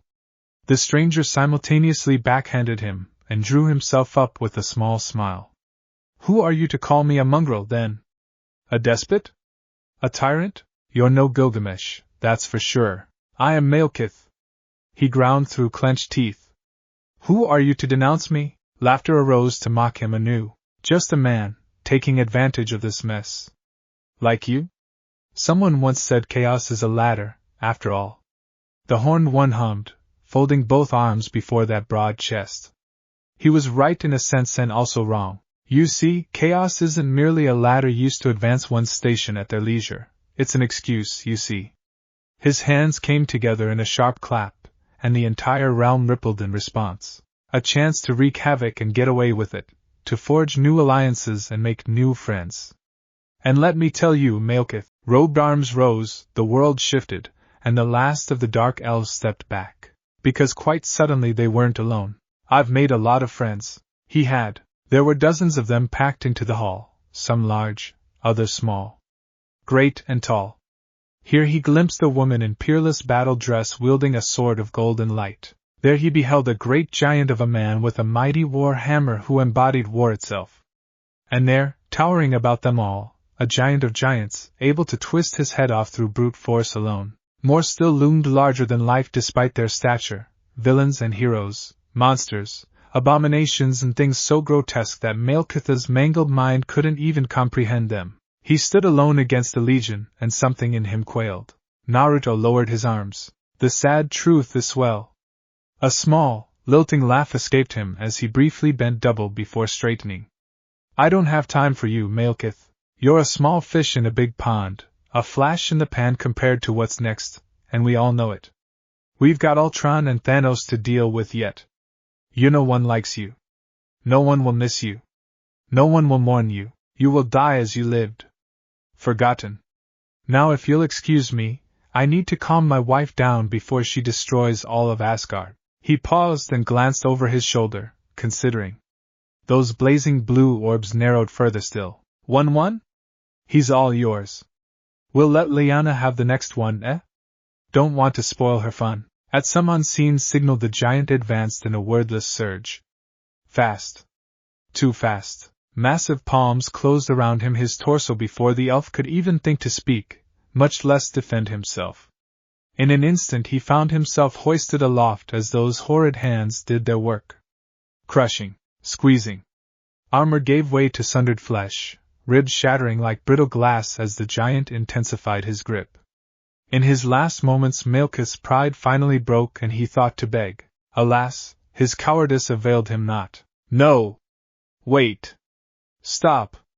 Please! A terrible blinding pain followed, then blackness. It was, all things considered, an ignominious end for a failure of a villain. Thanks for watching this video. You really enjoy this video. Like, subscribe, and comment down below, and turn on that bell notification. Don't forget to support and follow NeonZangetsu for writing that awesome fanfic, and also make sure to comment on this story, link in the description. See you in the next video. Goodbye.